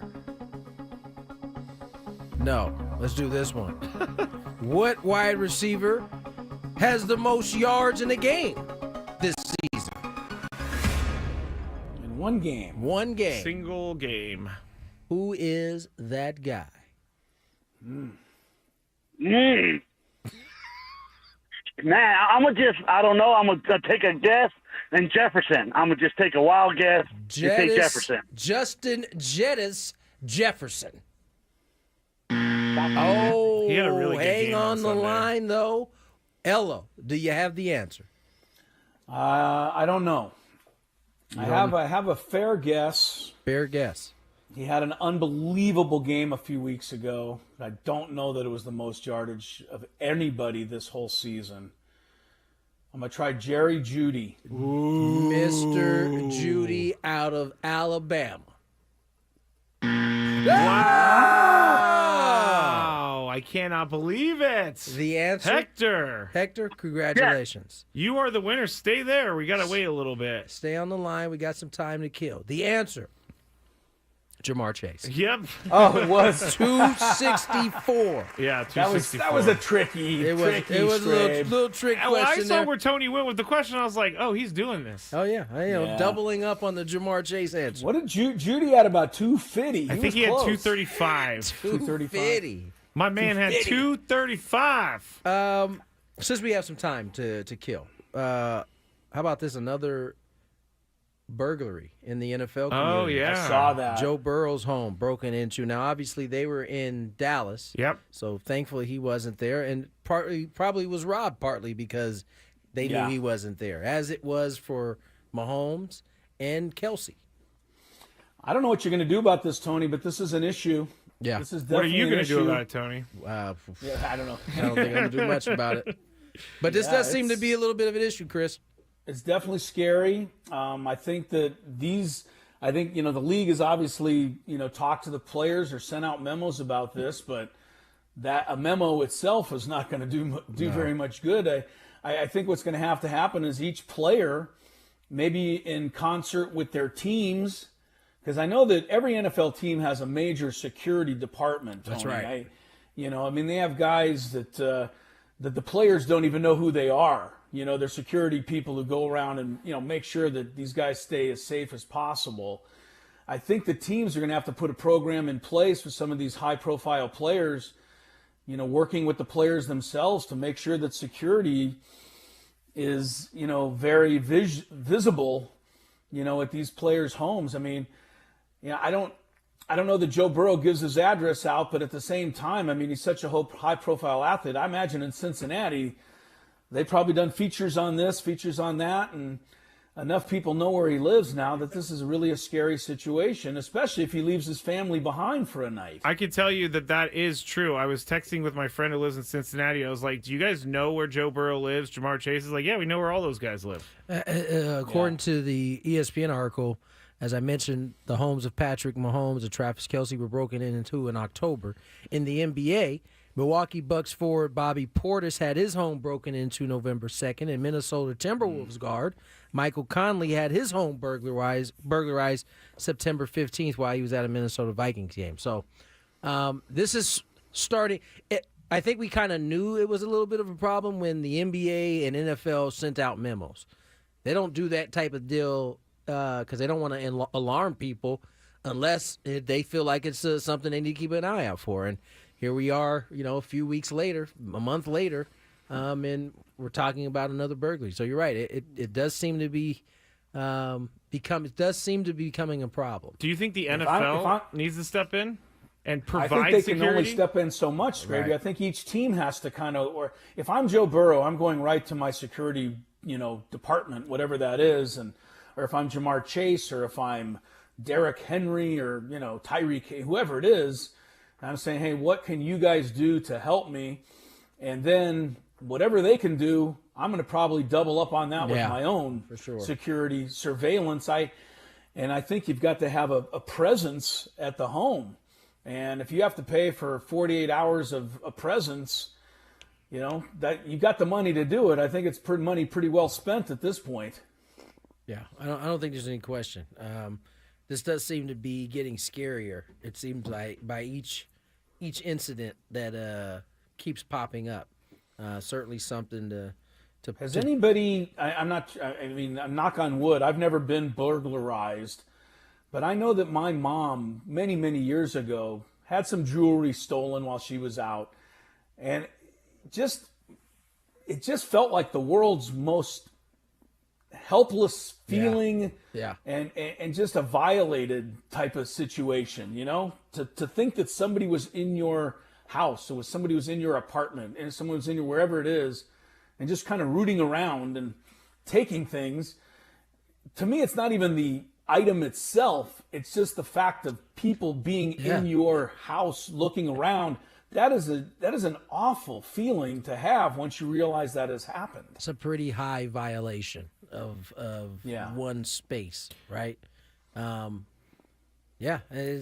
college, I had a friend who they had their apartment broken into and robbed, and they were passed out, so they didn't know. But they thought, like, for months these guys were coming back, and they were like so nervous, and they were just so uneasy about everything, every little sound. What was that for a long time? The security and the sanctity that you have being at home, that goes away once it's, or at least it temporarily, at the very least, goes away when your house is broken into. So hopefully the authorities can get that kind of.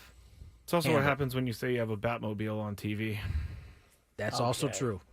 I mean, you got a Batmobile, you probably got some other cool stuff. See in this, there. and you know the funny, and this is the catch-22 about that kind of access, right? And it's not to say that they broke into his house because he literally said he had a Batmobile, although he does. Just want to point that out.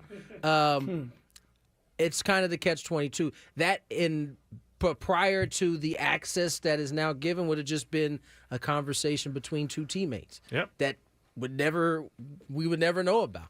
But now that's right. It was on the Hard Knocks show. That's how this came up. It was on the Hard Knocks show, and so now, I mean, everybody's watching that show, and it's not above anybody. It's in 2024 for somebody to hear, oh, he has a Batmobile. We should break in to go see it. Right. Like that's where we are right now, and you can see a solo scenario. Somebody did it just so they can take a picture or a video of themselves next to the awesome. Batmobile. But you can never show anybody that photo. Whoa. That would be pretty awesome. What are you, a criminal now? Just to go in and take a picture with the Batmobile and then leave? I think that would be pretty cool. Yeah, sure. While Joe's not home, just pop in, Scrabe. I'm not like saying, maybe I'll just go knock on his door and be like, hey, can I go see the Batmobile, please? I don't want to do anything. I don't want to steal anything or go through anything. I just want to take a selfie with the Batmobile. Joe was catching a lot of flack for his outfit to the stadium yesterday. I don't know if you guys saw. Joe's got some. He's like Kyle Kuzma. He's got some interesting taste. Yes, he does. He looked like his outfit looked like one of the carpets in Vegas. Yes, the Starry Night type carpet where you're looking down, you're like, what is this pattern? All these patterns and lines. That's the first thing I thought. I thought, oh, he's going to Vegas. I feel good for Joe Burrow though. Finally gets a win after many weeks of putting up insane numbers of yards and touchdowns and losing. Yeah, no doubt about it. All right, let's get to break. On the other side, I think Chris is probably the guy looking most forward to the Netflix Christmas game. We're going to get into the crew that will be representing Netflix when we return. More Gwynn and Chris. Here's some traffic. From the 97.3 The Fan.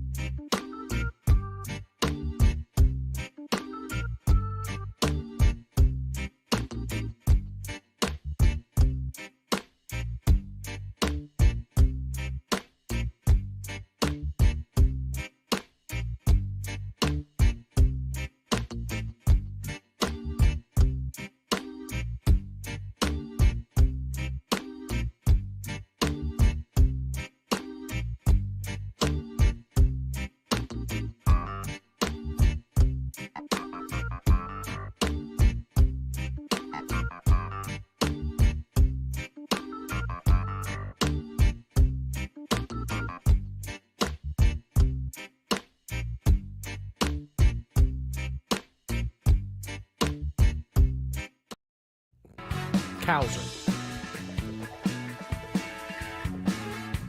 You just want to say his name? Hi, everyone. He's on the MLB Network right now. Earlier, we were watching the network telecast the draft order.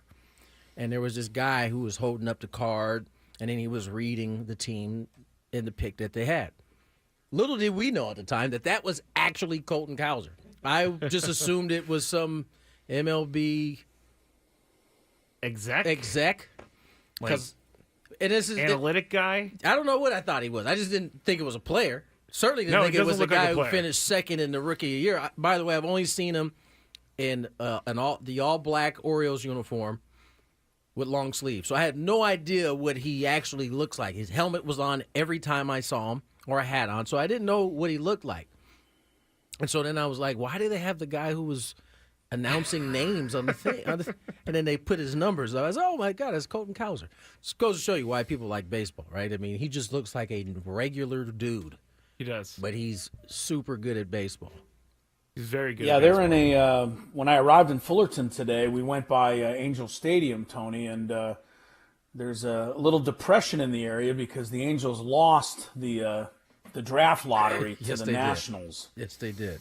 I don't know if the Angels could screw up the first pick or the second pick, so it shouldn't really matter to them too much. That's what we said about the Rockies. The Rockies didn't Rockies are the either. same thing, yeah. Same thing. Those teams have a penchant for. Actually, the Nationals did well the years they had Bryce Harper and Strasburg back to back. They actually do well with their picks. Like they draft well, they trade well. They got two of the guys who were former Padre top prospects now and thriving over there. But nonetheless, I thought that was interesting about Colton Cowser. Now, Netflix, Chris's favorite streaming service. They will be hosting the Christmas game. Yes, they will. For the NFL. 2 games. 2 games. Doubleheader. And today they released the crew that will be doing it. Yes. Scraby, would you How like idiotic is it, Tony? I don't know that it's all that idiotic. Scraby, what do you think? Because this is a once a year thing, I think they just cobbled together people that were on top of the game right now and get them in there. But the pre and post and halftime is Kay Adams as the host. She does Up and Adams on the FanDuel Network. Then you got Drew Brees, you got Mina Kimes, you got Manti Te'o, and you got RG3 on that crew. Can y'all chill in the comments too? Because I know Manti Te'o's going to be getting all kinds of slandered comments. Like, where's your girlfriend? Yes, where's your ghost girlfriend? All that kind of stuff. I saw the Why documentary. don't you ask Scraby what he thinks of Mina Kimes, Tony? Let's get a report from Scraby on Mina Kimes. He was going off on her the other day that she's getting far too much airtime. This is not something that I said. You said that, Chris. He tried to blame you for it. I was like, when did I say that? I did say that I think she's being a little oversaturated, but I didn't think. Well, okay, that's the same thing, isn't it? I mean, That listen, I don't think she's not deserving of it. You get a though. pay raise, you gotta, they gotta put your face on there a little more. She's having her moment in time, her 15 minutes of fame, and she should take full advantage of it. Indeed. Yes, but Chris just tried to pass off something that he said as something that I said. The NFL Christmas opening matchup between the Steelers and Chiefs will feature play-by-play announcer, one of Scrabe's absolute favorites. I love this guy. Yes, but his son, though, you have an issue with, who's also going to be involved. Okay, in this. so the first game, Iron Eagle with analysts Nate Burleson and J.J. Watt. I think that's a good one right there. All right. I've never heard J.J. Watt, I don't think. I don't think I've heard JJ on pre and post. Yeah, me too. I haven't heard him Me on the too. game though. So and I don't see why he would not be good. The second game, Baltimore Ravens and Houston Texans. Play-by-play announcer Noah Eagle and analyst Greg Olson. Scraby, why the smirk, man? What's up? Noah's a very good broadcaster. He is. I've listened to a lot of him in the last couple of months because he's have you been hate listening? I've been listening to make sure I that think I'm you've been not hate listening. No, I've been listening to make sure that I'm not just being a hater. And what conclusion do you come to? He's good. He is. So you're just being a He's hater a then. clone of his dad. So you're just being a hater. But here's the thing, Tony. He's very good, but Scraby doesn't like the fact that he got an opportunity that other people would not have gotten. Yes, absolutely. I know. Him, Jack Collinsworth. There's a lot like Gracie Cashman. Now is on the Yes Network. Now I'm pretty sure Noah got his education from the Syracuse. Yes. So I mean, there are plenty of people that go through Syracuse that never get the job opportunities out of college. That I'm Noah not Eagle saying does. that But Scraby, people and CEOs in gigantic corporations hire people in their family to work under them. I mean, this is common in all walks of life. I don't think you can just Doesn't mean I totally like it take anywhere. apart Scraby Noah Eagle. I mean, he's not the only, son of somebody famous who's gotten a chance. Come on. Yes, but Tony's pointing at himself. But I've told Tony before, in baseball, they're not going to just give you a major league spot. You think in media they're just going to give you a mic and say, "Hey, man, go out and do it"? Have you seen Jack Collinsworth? No. Honestly, it has nothing to do with Noah because he is good, and I feel like I'm listening to his dad. So I understand why they want him because he has a familiar sound to him, and he's good. I just don't think he would ever get his foot in the door if his dad was an Iron Eagle. That's all. He's a cold-blooded dude, man. Because you know what, Tony, I can't find it. I had such a hard time finding a job before I got into radio. Like years of me searching for jobs, doing odd jobs, being an electrician. I would have sure loved that foot in the door at Netflix when I got out of college. I feel Well, I got an idea for you, Scraby. Take that up with your dad. You know what, I will. You know what? That's a great, it's a great comeback. I was supposed to take over my grandpa's home building company, but then that, Did you turn my headphones down? Like, No. is this thing over here tripping right now? I don't have control over your headphone volume. Now you're just blaming me like Chris does. What was I gonna say? I don't know. One thing I know about those Christmas Day games, Tony and Matt, I won't be watching. Why? Because he has to stream it. 2 games that I'm going to stream, or you think I'm going to give up 6.5 hours of my Christmas Day to watch the National Football League? What are you doing on Christmas Day?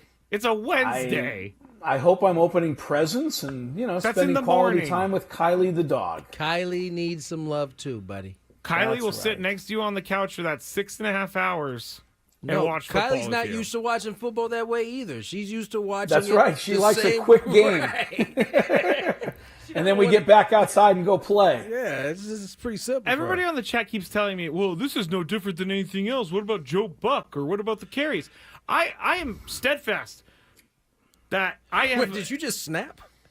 Me? Yeah. No? Oh, I thought I am steadfast.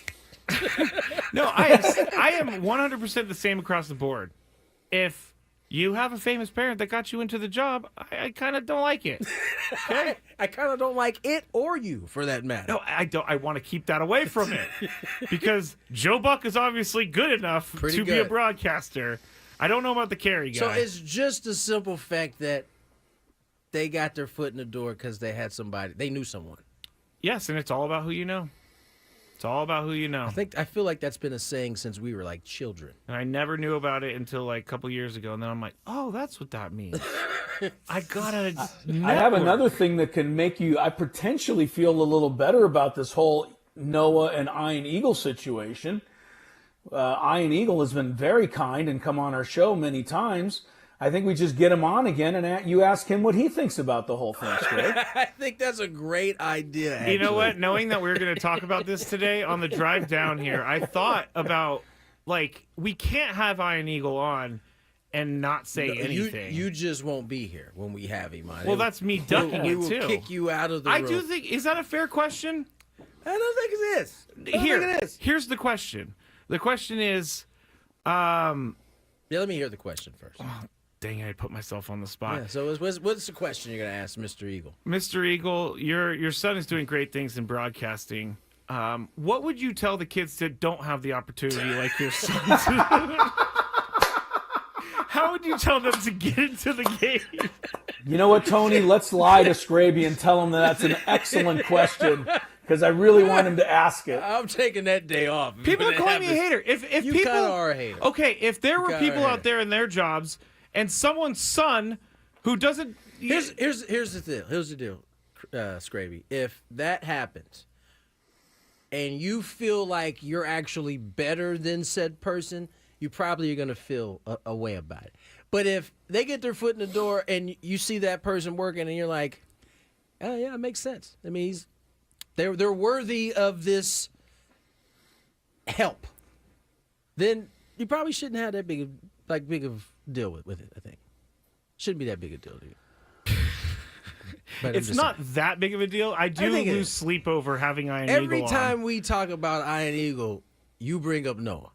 Every time. So I think I'm not going to do it anymore. Okay, we'll see. we'll see how that goes. I'll just bring up Iron Jack Eagle Collinsworth. thinks it's bad that every time he comes on, I bring up the Miracle in Miami play, but it's a lot worse that Scraby brings up his son. Right. So, Well, I've never brought it up to him. We'll keep bringing up the Miracle play versus Scraby bringing up his son. All right, you know what, Tony? This is the one thing I'm going to tell you about this whole conversation. Can't even believe it. Let's get to break. On the other side, Scraby has got a big 5. I don't want to talk anymore. Locked and loaded. More Gwynn and Chris on the other side. Ben and Woods on the Fan.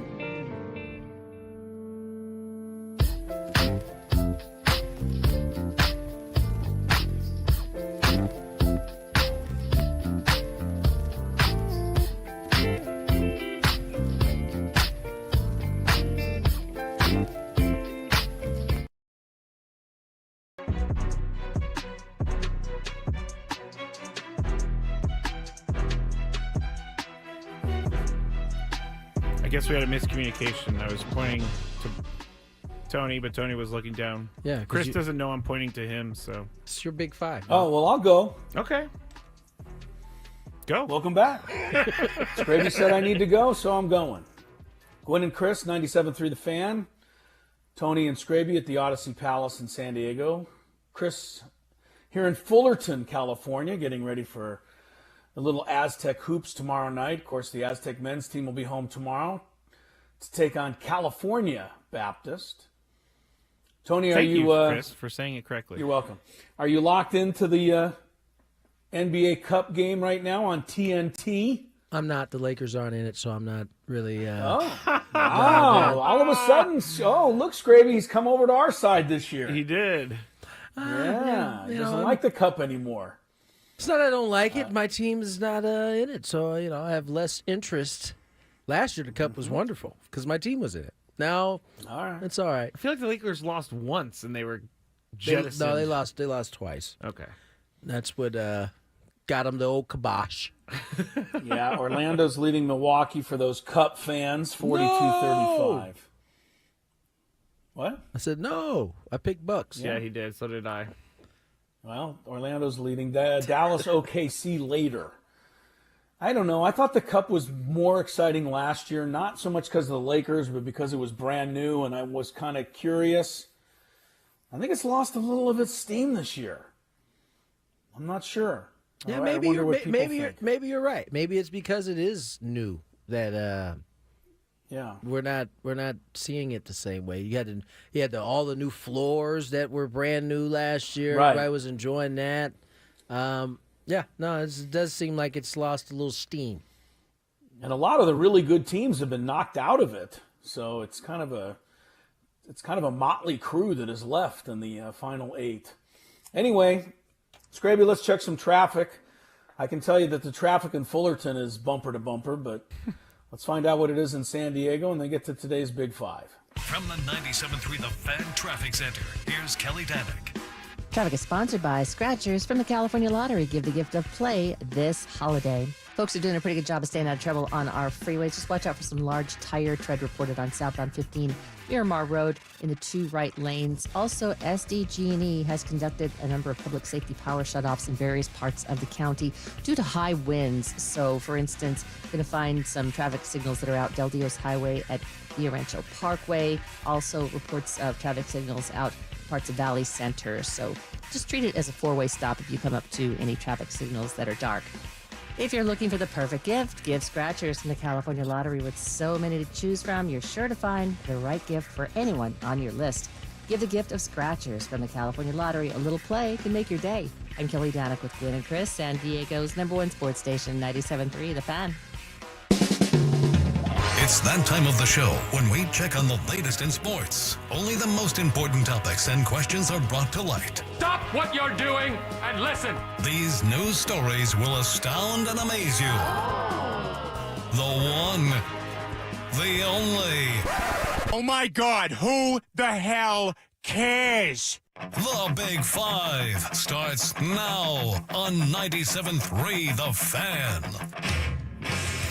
All right, we got a little bit of everything today in the Big 5, but first, if you love Mediterranean food, try Spiro's for authentic Mediterranean cuisine in Coronado or La Jolla. For dining or takeout options, visit spiroscuisine.com. Now, we're going to start with the Aztecs football team. Number 5. And actually, it's not just the football team. It's the college overall, the athletics program.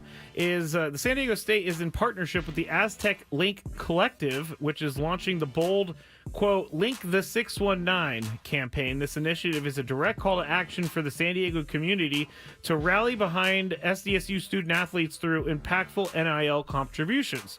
Here's from the press release, quote, the Link the 619 campaign's goal is to recruit 1,000 members for the Aztec Link Collective, with each supporter contributing an annual gift of $619 or $52 a month, an amount that symbolizes our local area code and showcases our strong community connection, end quote.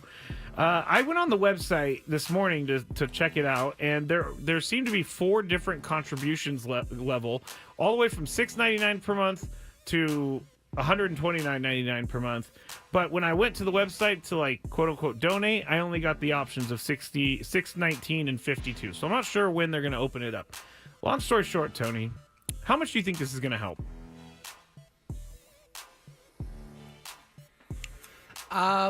This is now. I'd say this. The caveat to me saying this is that we live in a new time, right? And San Diego State does not have the type of donors that can shoulder the load. So they're going with a community-based idea. I don't think it's a bad idea. I think it can't hurt. This is a call to action to alumni to put their money where their mouth is, basically. They want to have, I think we all want to have a college football team here in the city that we could be proud of. Here's your opportunity to contribute.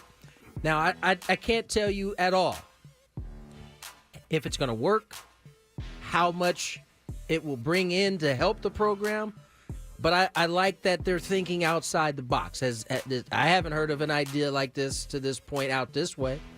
So I like the idea. It's never a comfortable thing having to ask people for money. It's not for my college. they have no problem. Oh, I get text messages, phone calls, emails, and they're like, "Do you want to just make a one-time donation of $1,000?" No, I already paid you so much money. Use some of that leftover tuition I gave you. Yeah. So I mean, to Scraby's point, I guess maybe it's not all that hard for schools to ask for people's money, but I gotta say I like the idea. I hope it works. All right, Chris, what do you think? How much do you think this will work? Yeah, I would love to have a different, angle, something fresh here, but I think Tony really has it right. I mean, San Diego State has got to think a little outside the box. They don't have the same donor cachet as, for some reason, these rich people that live in Alabama and Tennessee and Florida just don't mind handing over every dollar they make to their college football programs. But in San Diego, it's a little different. And so I think they've got to do their best to raise as much money as they can. And, it's not just football. I mean, it trickles down to the kids that, I'm with on the women's basketball program as well.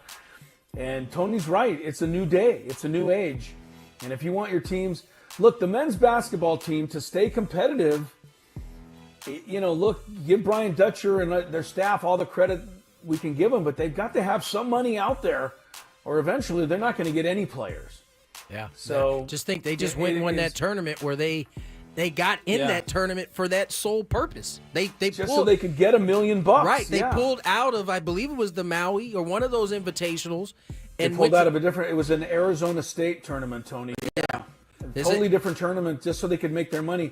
And it's now, if you want a good college team in your community, as you said, Tony, we as fans have to pay up. And I know the fans are saying, well, we already pay up. We pay huge ticket prices, this, that, and the other. But I don't like the system. But if you want, this is the system. And unfortunately, if you don't do it right now, you're going to fall behind. So, good on the Aztecs. Yeah, at least they're trying something, I guess.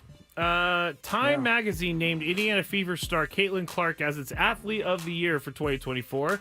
She had a pretty good rookie season. She was WNBA Rookie of the Year. She averaged 19.2 points, 5.7 rebounds, and 8.4 assists while helping lead the Fever to the playoffs for the first time since 2016. And I don't know if you guys have noticed, but she is in commercials all over the place she now. Is.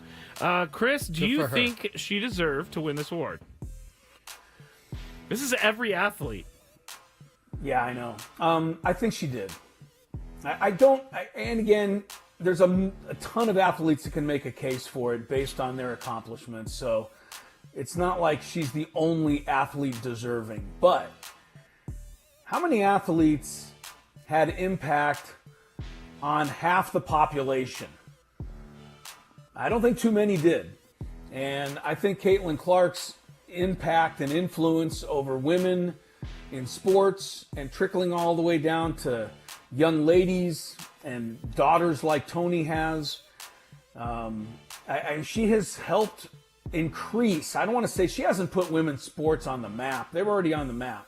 But she has increased the awareness for women's basketball. I don't know that she's gone out and attempted to do that, but her presence out there and her star power has made a huge difference in the women's sports landscape. And I think for that reason, I think she's very deserving of this trophy, or this magazine cover, this billing. Billing. Tony, do you think she deserved to win the award? Yes. She had a phenomenal year. I mean, she basically, in short time, became like the Steph Curry version of the WNBA in her rookie season. It started off slow for her, but it didn't take long for her to figure it out. And I think she's more than deserving of it. All right. Shout out to Russ Dorsey. Yep. On the television screen right now. Panel. Where's Sam? I'm looking for him in the background. Can't see Sam. No, I don't see him. I don't see him either. Come on, Sam. Look for the waterfall, you guys. He's hanging out by the waterfall. I don't see a waterfall. Former Bills and Jets head coach Rex Ryan knows why Juan Soto signed with the Mets, and he actually let everyone know yesterday on First Take. Here is what he said.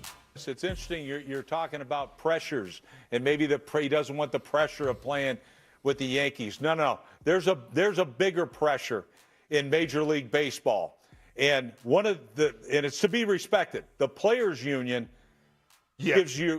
puts an incredible amount of pressure on their players to go to the money, to go to the biggest money there is. Keep elevating. That's the only reason why. I mean, come on, guys. If it was apples, he doesn't leave. He doesn't leave. But right now, the Players Union, no, son, you got to do this for the betterment of our players. No players union does it better than Major League Baseball. That's why he's a New York Met. He chased the dollar, and it's no different than almost every one of these guys in baseball. They always take the dollar. So it's kind of strange to have a former football coach talking so authoritatively on baseball doings, but that's what everybody's talking about. They're saying that he should stick to football. Tony. He absolutely should stick to football. Should he stick to football? And I love Rex Ryan. But he sounded like a Jack, you know what. All of it. Just the Major League Baseball Union. The idea that the 775 or 65 versus the 750, the union would have been, oh man. The market is already set at 750. Yeah. It would have been set at 720. That's a good point. And here's the truth of the matter. And I know this because my dad experienced it a few times. The union's job is to try to get the players as much as they possibly can in terms of these contracts.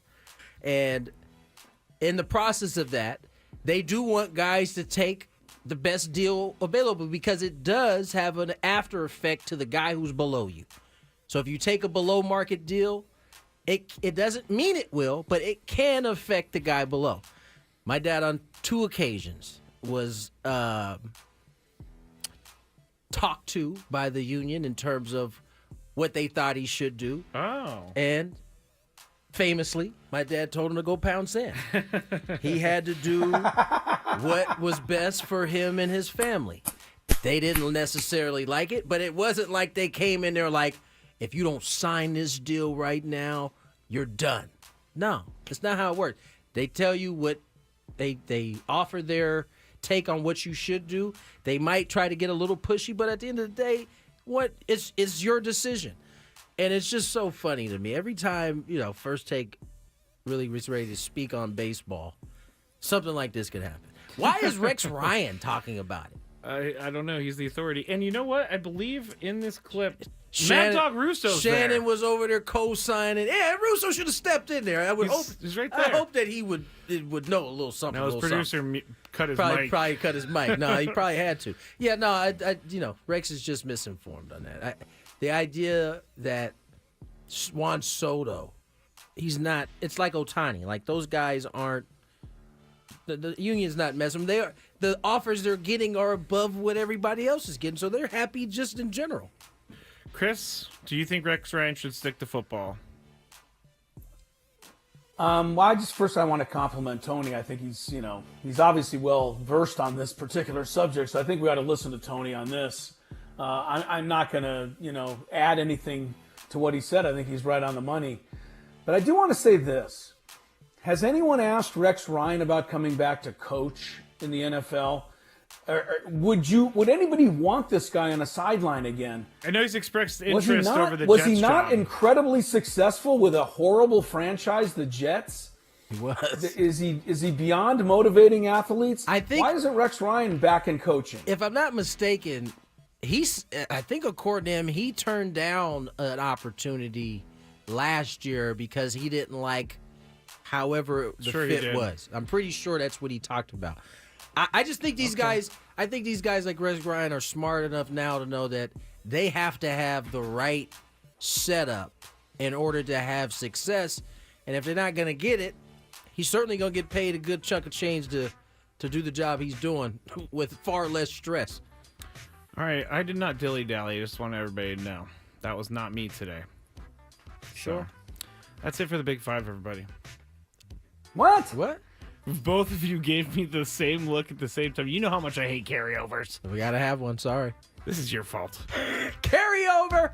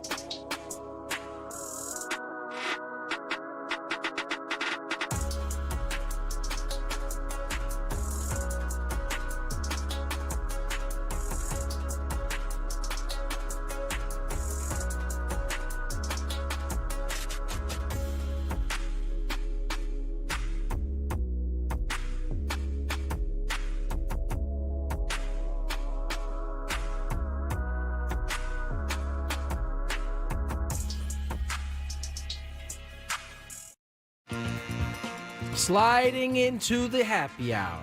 5:01 on the clock. Tony Gwynn Jr., Chris Sello, Matt Scraby, finishing up our Big Five. Oh, yes, that's me. Yeah, that's you. All right, I got to tell everybody before Scraby gets to one of these topics. I gave the little read ahead. Something shocking is about to happen in one of these topics. I'm just telling you right now, ahead of time. I think I know what it is. Real quick, the 5 o'clock football hour is presented by Buffalo Wild Wings, where B-Dubs is football. Visit Buffalo Wild Wings every Tuesday for buy one, get one half off traditional wings. Pickles! All right. Let's get into it. Number 2. Ole Miss. I like saying Ole Miss. It's not Old Miss. It's Ole Miss. O-L-E. O-L-E Miss. Their head coach, Lane Kiffin, today called college football's current setup, quote, a dumb system. And he wasn't referring to the playoff selection process for a change. He was actually talking about the transfer portal. I agree with this.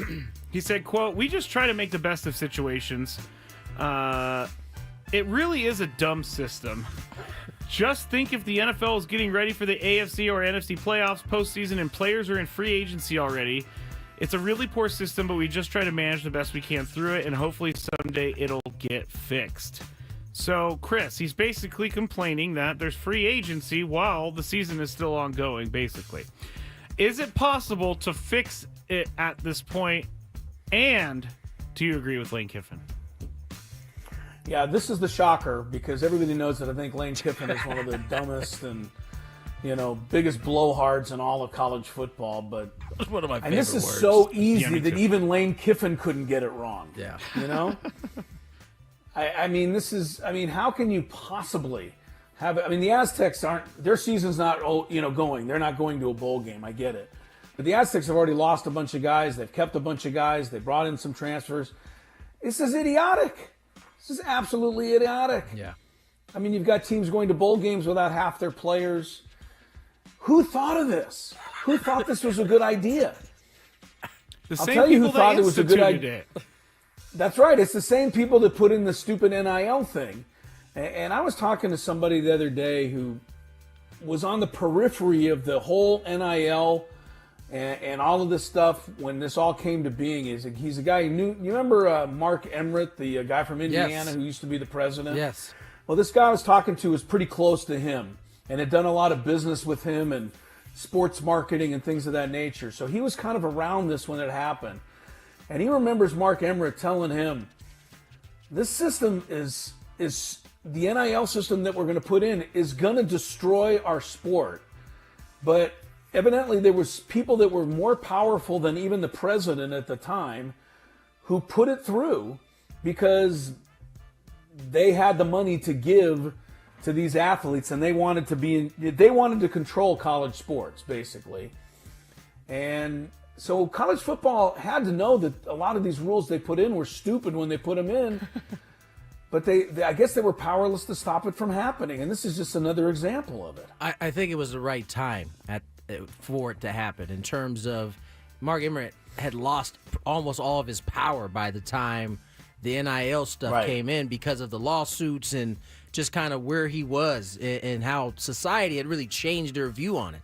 So he had lost a ton of his power. It really wasn't much he could do at that point. But your point's well taken because I agree too. This is dumb. It makes no sense. It's I'll give you a comparison in youth soccer, right? They hold their tryouts in beginning of the year, January, February. But it's also like a month before like the biggest tournaments. So you got kids changing teams and are staying with a team that they're leaving after. So it just creates no practice time together. Weird dynamic. Like you're playing with people that aren't going to be your teammates in another couple of weeks. It's the same thing in these bowl games, like except they're actually bouncing before the bowl game. Like they're already in the portal. Yeah. So this seems like an easy fix too. You just change the transfer portal date until after the bowl games. How tough is this? That one seems like a very fixable one that they should take care of. But then someone's ego needs to get hurt. Yeah, somebody in an NCAA office somewhere has to realize that if the system is so stupid that even Lane Kiffin hasn't figured out, that we need to make a change right away. Come on. Would Lane Kiffin fall into the son of a person who helped him get a job? Wasn't his dad? Oh, Monty Kiffin, Yeah, his dad was a big-time coach forever in the NFL, I thought. Defensive coordinator in the NFL. Interesting. I think he does fall into it, Scraby, considering the kind of success he's had or non-success. Okay. We're moving on. Number 1. I love that comment, though. That's funny, Chris. Eli Manning, we talked about it last week, but he tweeted out a photo of him in the subway, and he said, first time riding the subway. And everybody thought that was really weird. You lived in New York for like 20 years, you never rode the subway. And so on the Manning cast, Peyton had to give him a little bit of stuff for this. But Eli actually revealed why he had never rode the subway before. Here it is. Eli, this was very shocking to me. I mean, I thought you were a man of the people. You've lived there since 2004. First time riding the subway? I am a man of the people. I live in New Jersey. I'm not in the city that often. I was in the city last week. I had to get from uptown to downtown. I hopped on the subway. I'm a man of the people. It was in my contract when I was playing. I wasn't allowed to ride the subway. I could get like pushed in front of a train. Is that right? Is that right? Kind of like no skiing, no riding the subway. No motorcycles, no subway in New York.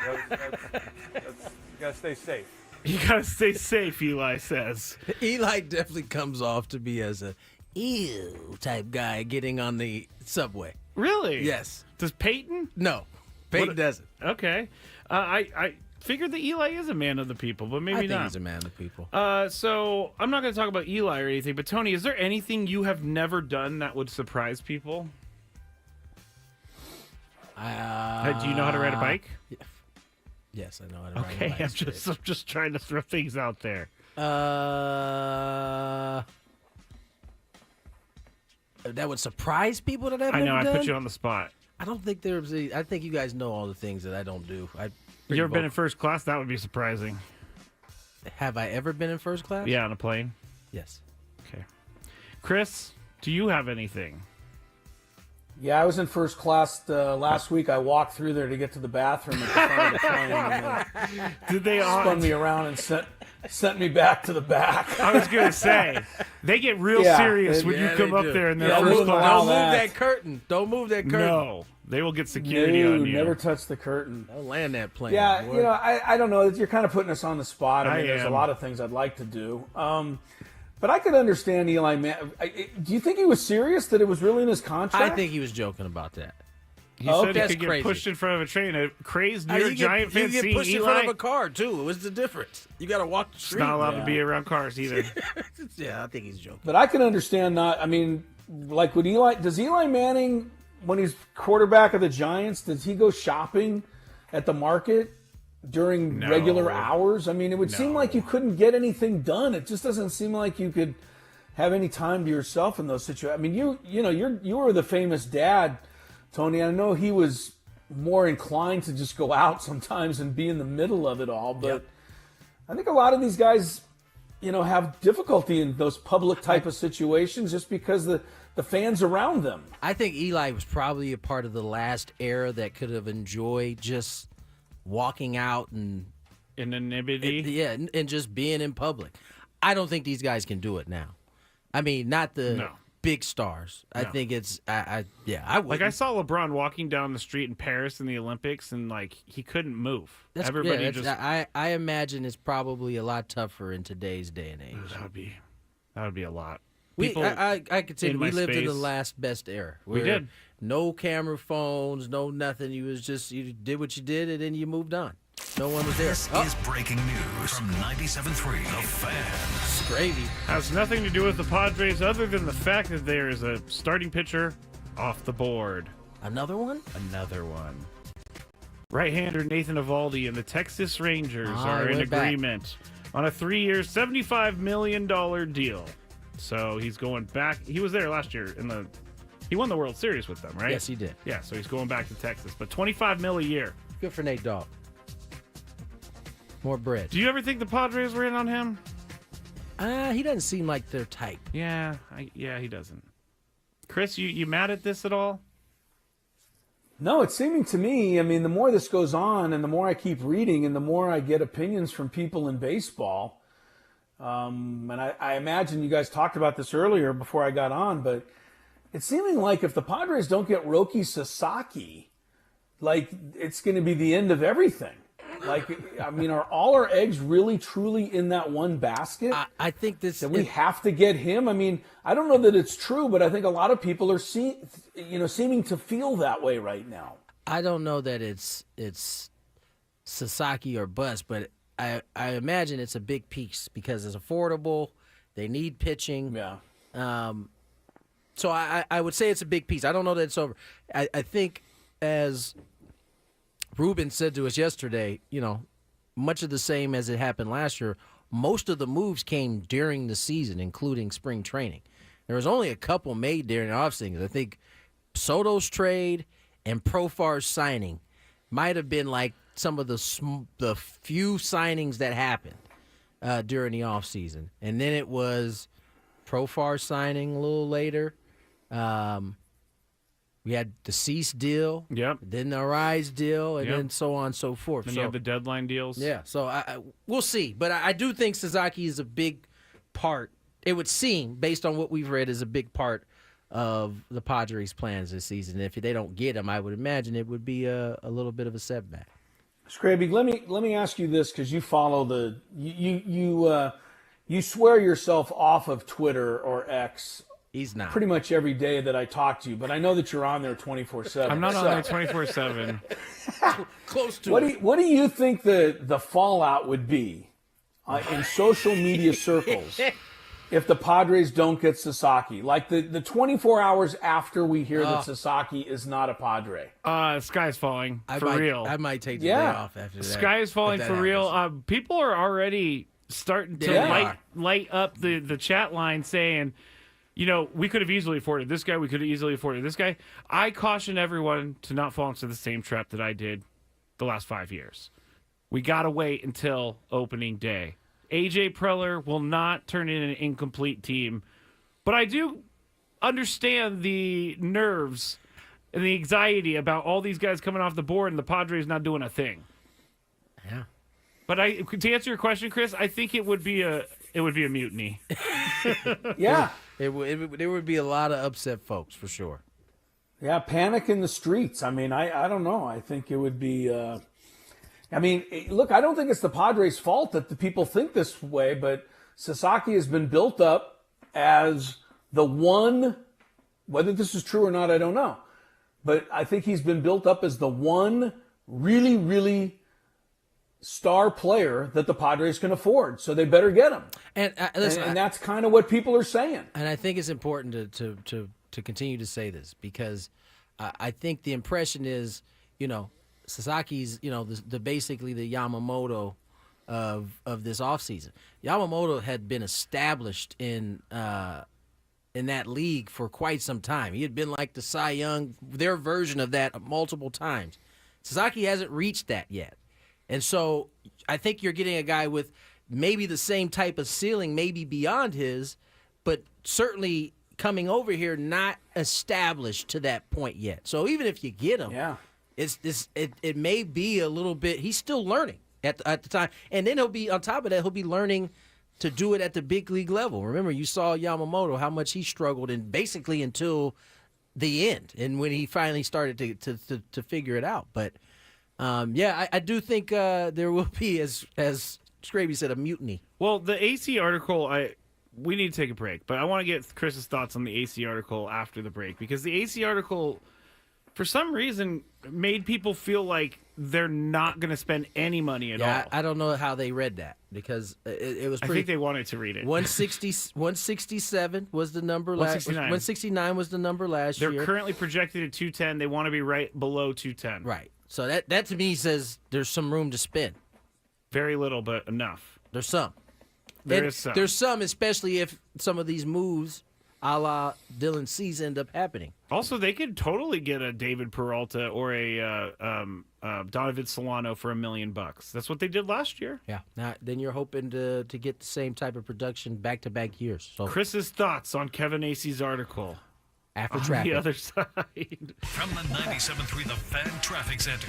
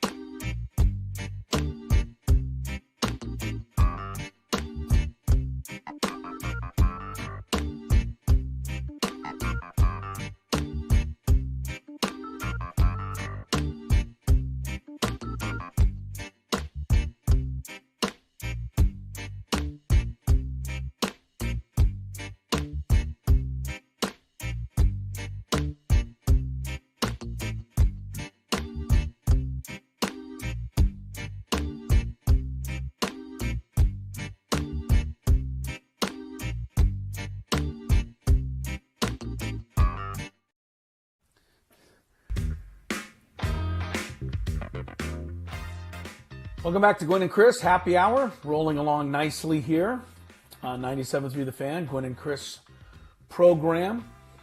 The new number one team in college basketball, Tennessee Volunteers, coming around the mountain, Scrape. They were up 22 like earlier. Now they're only up 9. Stay under that spread there, Miami. A little closer here. About 3 minutes to go. Tennessee 68, Miami 59. Vols coming around trying the to mountain. She'll be coming trying around to avoid the the curse of the number one. The NBA Cup gets underway tonight. I know all of you wanted to know about that. Orlando leads Milwaukee 63-60 in the third quarter. Gwynn and Chris here.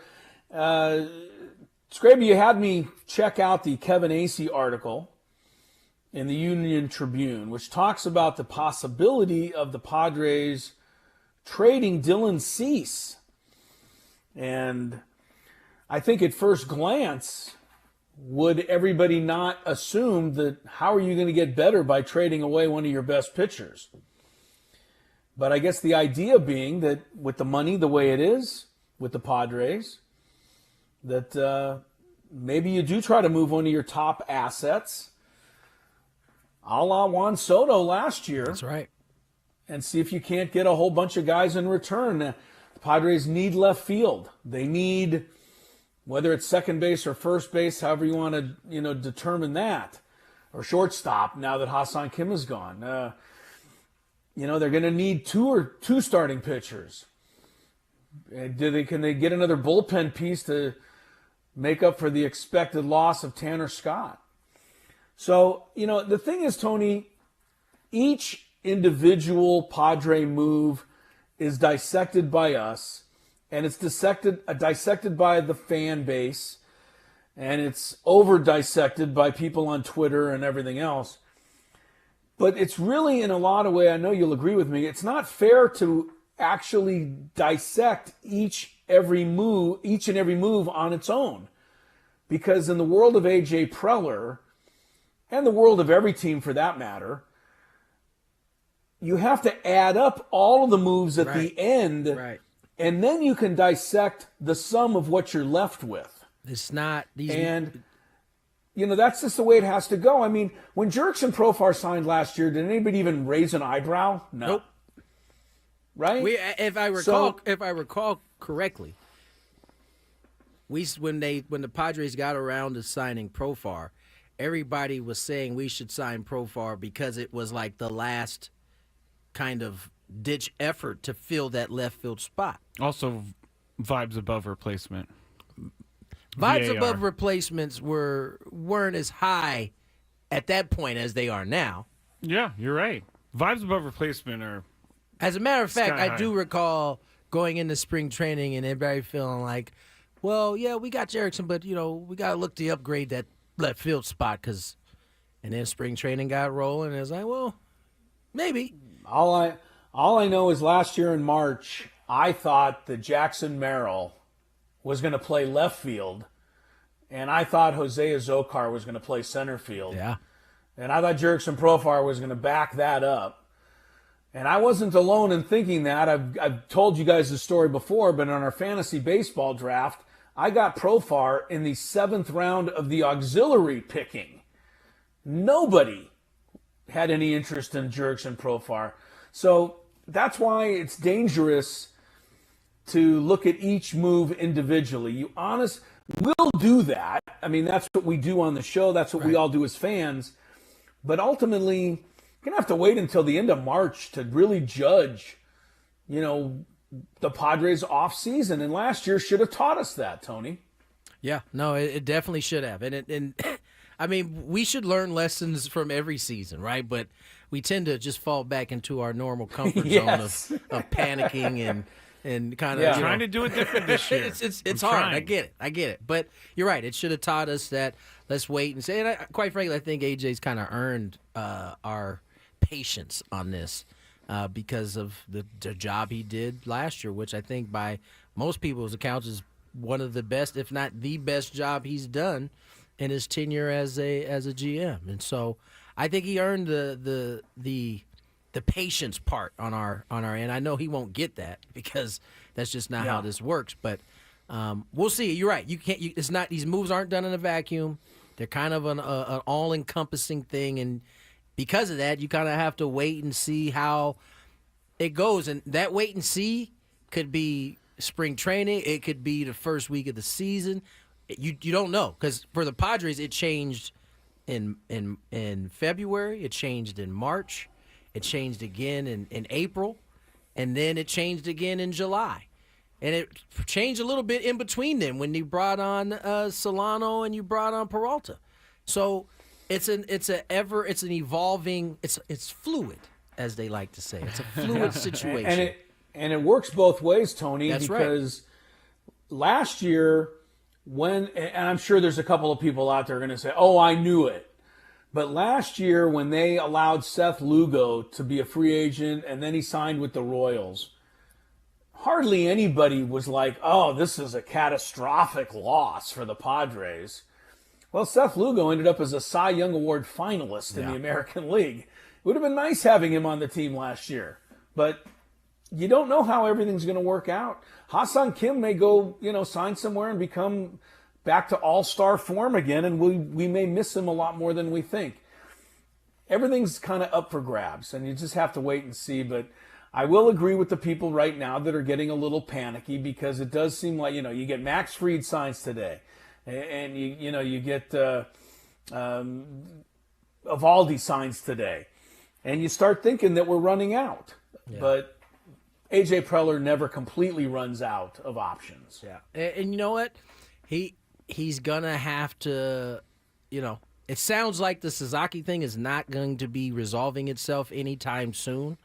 So it'll be interesting to see if there's some moves made in between then, right? Because it's based on what his agent said, we're looking at January, early January at best before you start to see. He can't sign until January 15th. Okay, so he can't even sign until January 15th. Yeah. So he's got a lot of time in between. Now, January 15th is about roughly a month away from spring training, pitchers and catchers reporting.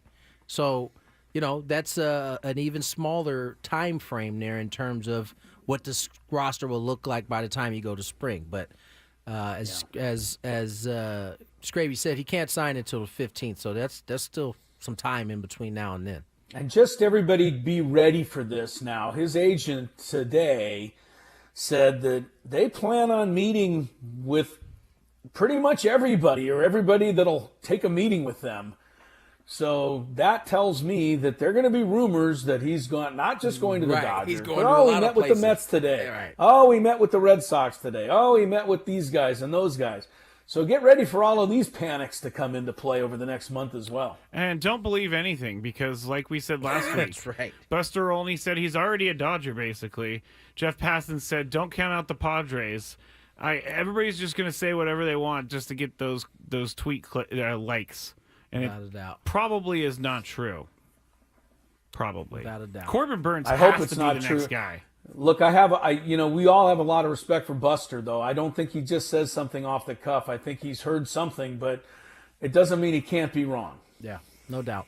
All right, let's get to break. On the other side, manager Will Venable joined us earlier. You get a chance to hear it right here on Gwynn and Chris. Coming up on Wednesday's show, we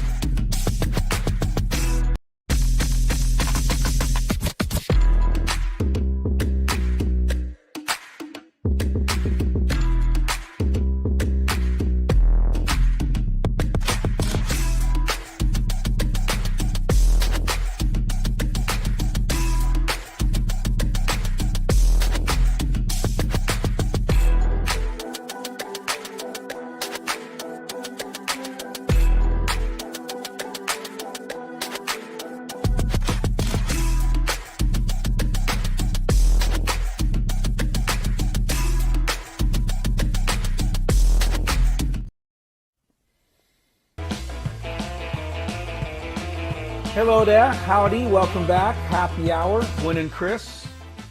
97.3 The Fan. Chris Ello in Fullerton, California today, getting ready for the Aztec Hoops.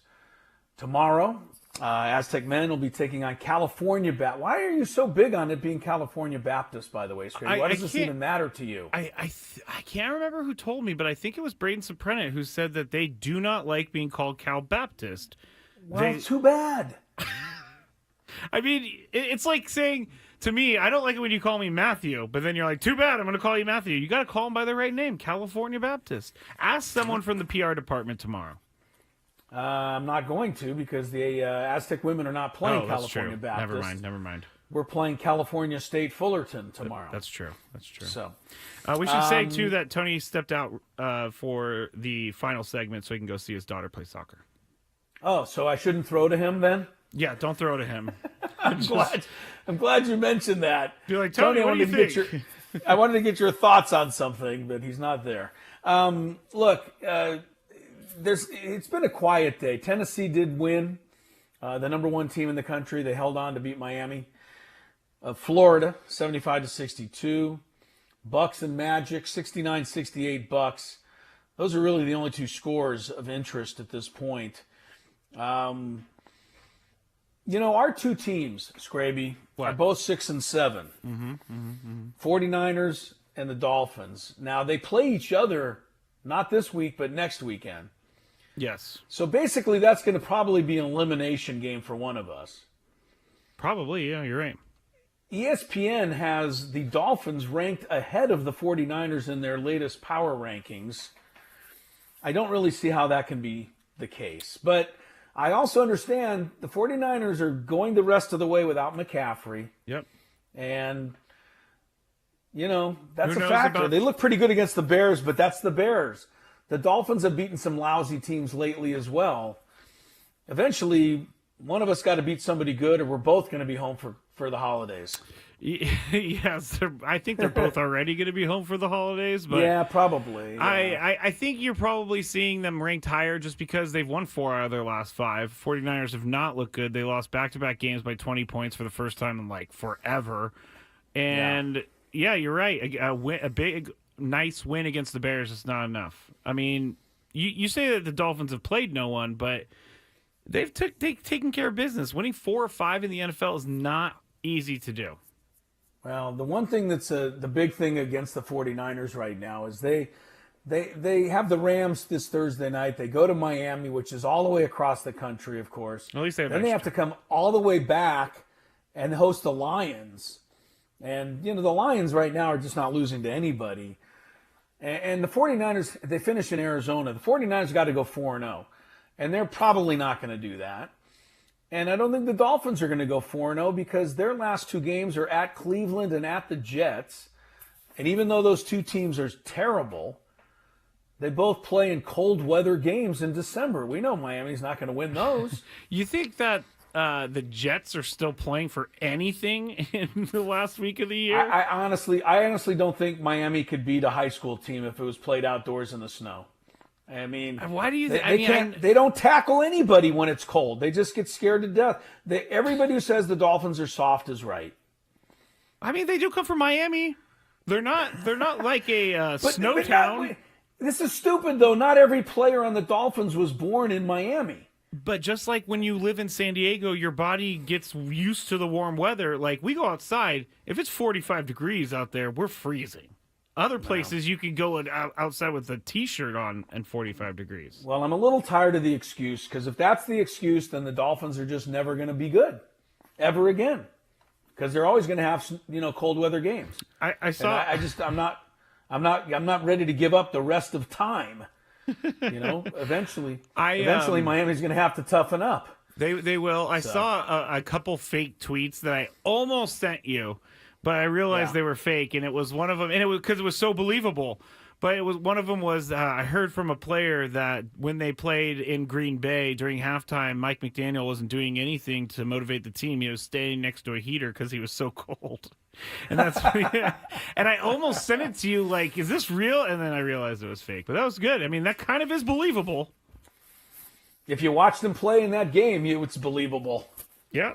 They missed 20 tackles that night. It was pathetic. Another for a thing the National Football League 49ers team. and the Dolphins have in common. They have a game this year where they've missed 20 or more tackles. Yeah. Well, it's been a rough go for us this year. Speaking of rough goes, nobody had it rougher than the Chicago White Sox this past season. But help is apparently and hopefully on the way in the form of former Padre coach, former Texas Ranger coach, friend of Tony. That would be Will Venable coming in as the new manager. He was on the program earlier today. After we check traffic, you get a chance to listen to it. From the 97.3 The Fan Traffic Center, here's Kelly Danick. Anyone out there on the road is going to find lots of companies slowing in the usual spots. A couple of things going on in the South Bay now. Northbound side of the 805, right past the 5. Reports of a possible brush fire over to the right shoulder. Now further north on the 805, past the 905, there is a collision involving a couple of vehicles. Looks like that could be at a clearing stage. Tow trucks on scene. South on the 163 before Genesee, we have reports of a stalled car in the second lane from the left. So please take it extra carefully there. South 163, right before Genesee. I'm Kelly Danick with Gwynn and Chris, San Diego's #1 sports station, 97.3 The Fan. None other than Will Venable joins us here on Gwynn and Chris. Will, how are you? Congratulations, my friend. I'm doing great, T. Thanks so much, man. I imagine you're pretty busy right now. You got winter meetings. We got it up on the screen right now. It looks like it's very, very festive. There's a lot of managers, GMs walking around. What's been your experience as a first-time manager at the winter meetings? Yeah, man, a lot of action down there. Super busy down there. I know you've been to winter meetings, and you know all the action that goes down there in the lobby. But it's been great. You know, yesterday was really about connecting with our front office and a couple of the coaches that we have here in Dallas and connecting with group. Today's more of, the media blitz and getting in front of some people and talking. And then tomorrow will be some managerial meetings. Now, it's not as though you are new to the media. I mean, you've been a player in this league. You've been a coach at many different levels. Are the questions different? Does it feel different on that podium as a manager now versus any other hats you've worn? It does. I'm having to answer for the group, and kind of the plan that we're setting here, which is great. I think maybe some of the challenges that I'm still very much learning the organization, learning the players, and still developing that plan. So sometimes I feel like I don't have answers to some of these questions, but it's all good, man. It's been different, but it's been a lot of fun. We're talking to new White Sox manager Will Venable here on 97.3 The Fan. And, Will, the White Sox are coming off of a record-setting season last year, and not in a good way. But one of the first things I thought of when I heard you were coming on was I wanted to ask you, what was it about the job that attracted you? Because there's certainly a lot of work ahead. Yeah, I think, really just, to get going and to take the interview, it was really about, the city of Chicago and what I knew of Chris Getz, and just very on the surface level, the thought of being part of something and building it, and then when I got in there and started through the interview process, got to know Chris and his group more, got to have an understanding of the vision, the foundational pieces that they're putting in place, and really just the excitement and of the game plan was really what it made it an attractive opportunity for me.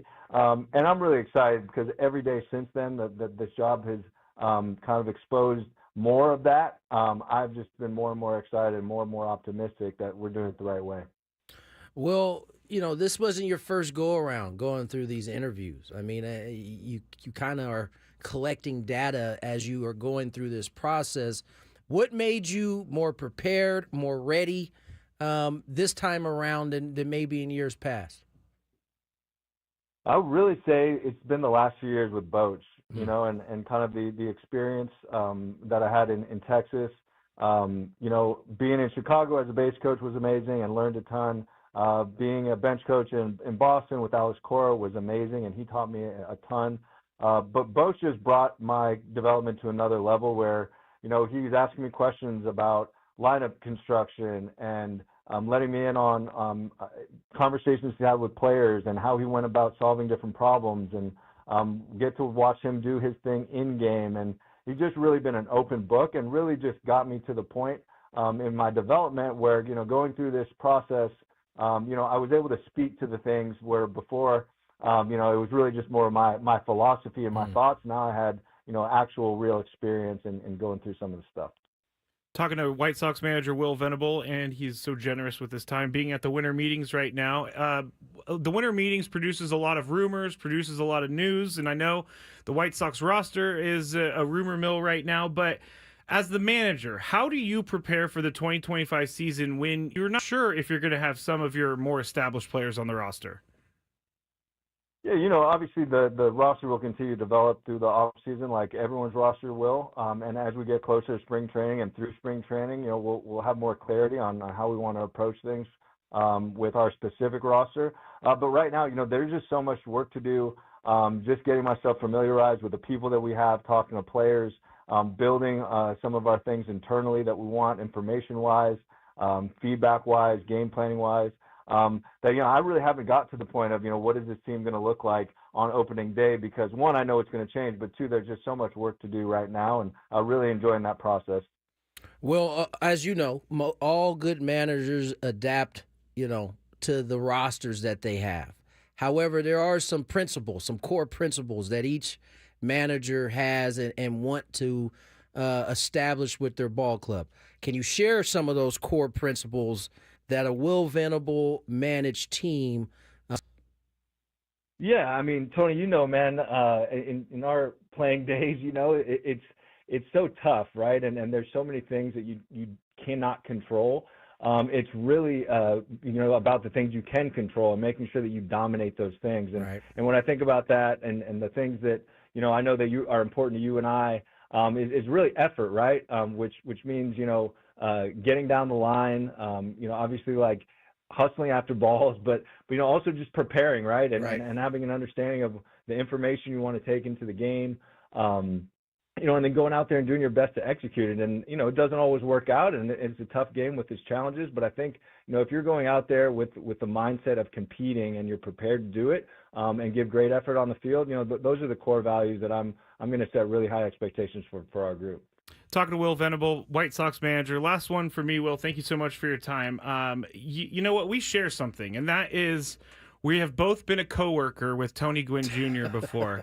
And so I know the radio Tony Gwynn Jr. You know the baseball Tony Gwynn Jr. Can you let any of our listeners in on what Tony was like to be a teammate with? Yeah, I mean, I just talked about the preparation and the competitiveness and going out there and competing and giving effort. You guys saw Tony play. All those things were part of his game. But for me, it's hanging out at the hotel. It's going to the dinners. It's in the clubhouse. The personality that you guys see on the radio, you're able to get that throughout your day. He was a special guy to be around and one of my favorite teammates of all time, for sure. I appreciate that, Will. Lovely. One thing before I let you go, managers have let's say, a problem with wearing jerseys. Usually you get a hoodie or some type of top.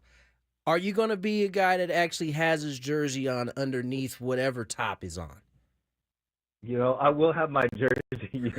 I think I will, but I'm gonna tell you right now, T, Chicago in those first month and a half, April and even into May, it can be brutal.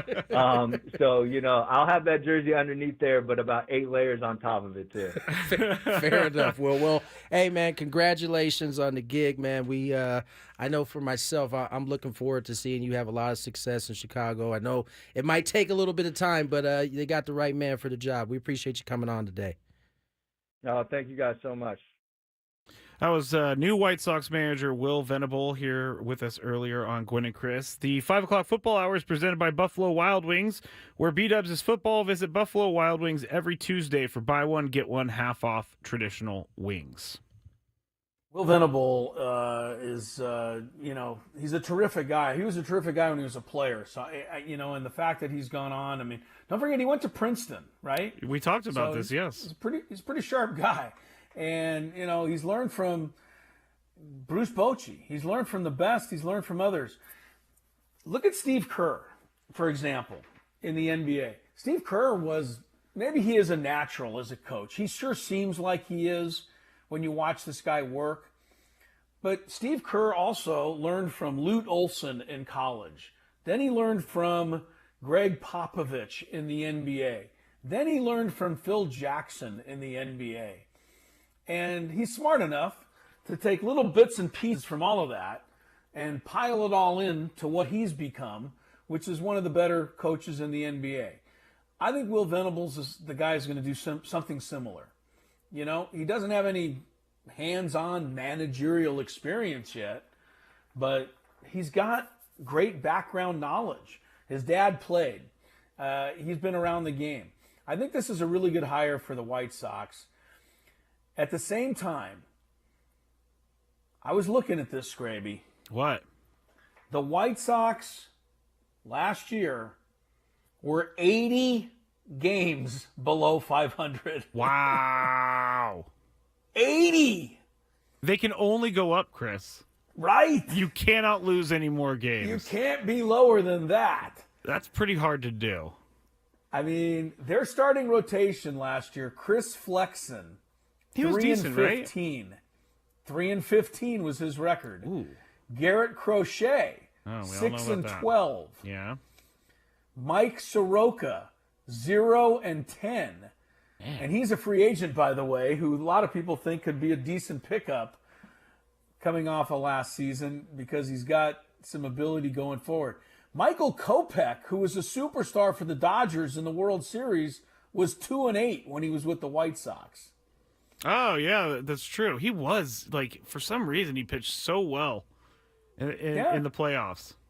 Yeah, I mean, really well. So Will Venable's got a ton to do. They do have some players there, but they're going to be starting from scratch. I mean, 80 games under 500. None of us have ever heard of anything like that because the only other team that ever did it was the Mets, and that was a long, long time ago, 60 years ago. Can you imagine how great that phone call is if you're Michael Kopech when your GM calls you and said, hey, we got some bad news. We're trading you to the Dodgers. And he has to hide his excitement because he's so ready to get this is going to be horrible to leave all my buddies and friends. And go win a World Series. I don't want to do that. Yeah, it's probably the exact opposite of the phone call Steven Wilson got when he went from the Padres to the White Sox. Oh. Sorry, Steven. Oh, all right, stay tuned. Scraby Chronicles are coming up next. We're back at it tomorrow at 2. Thanks for being with us. Gwynn and Chris, have a good rest of your evening, everybody. So long. All right.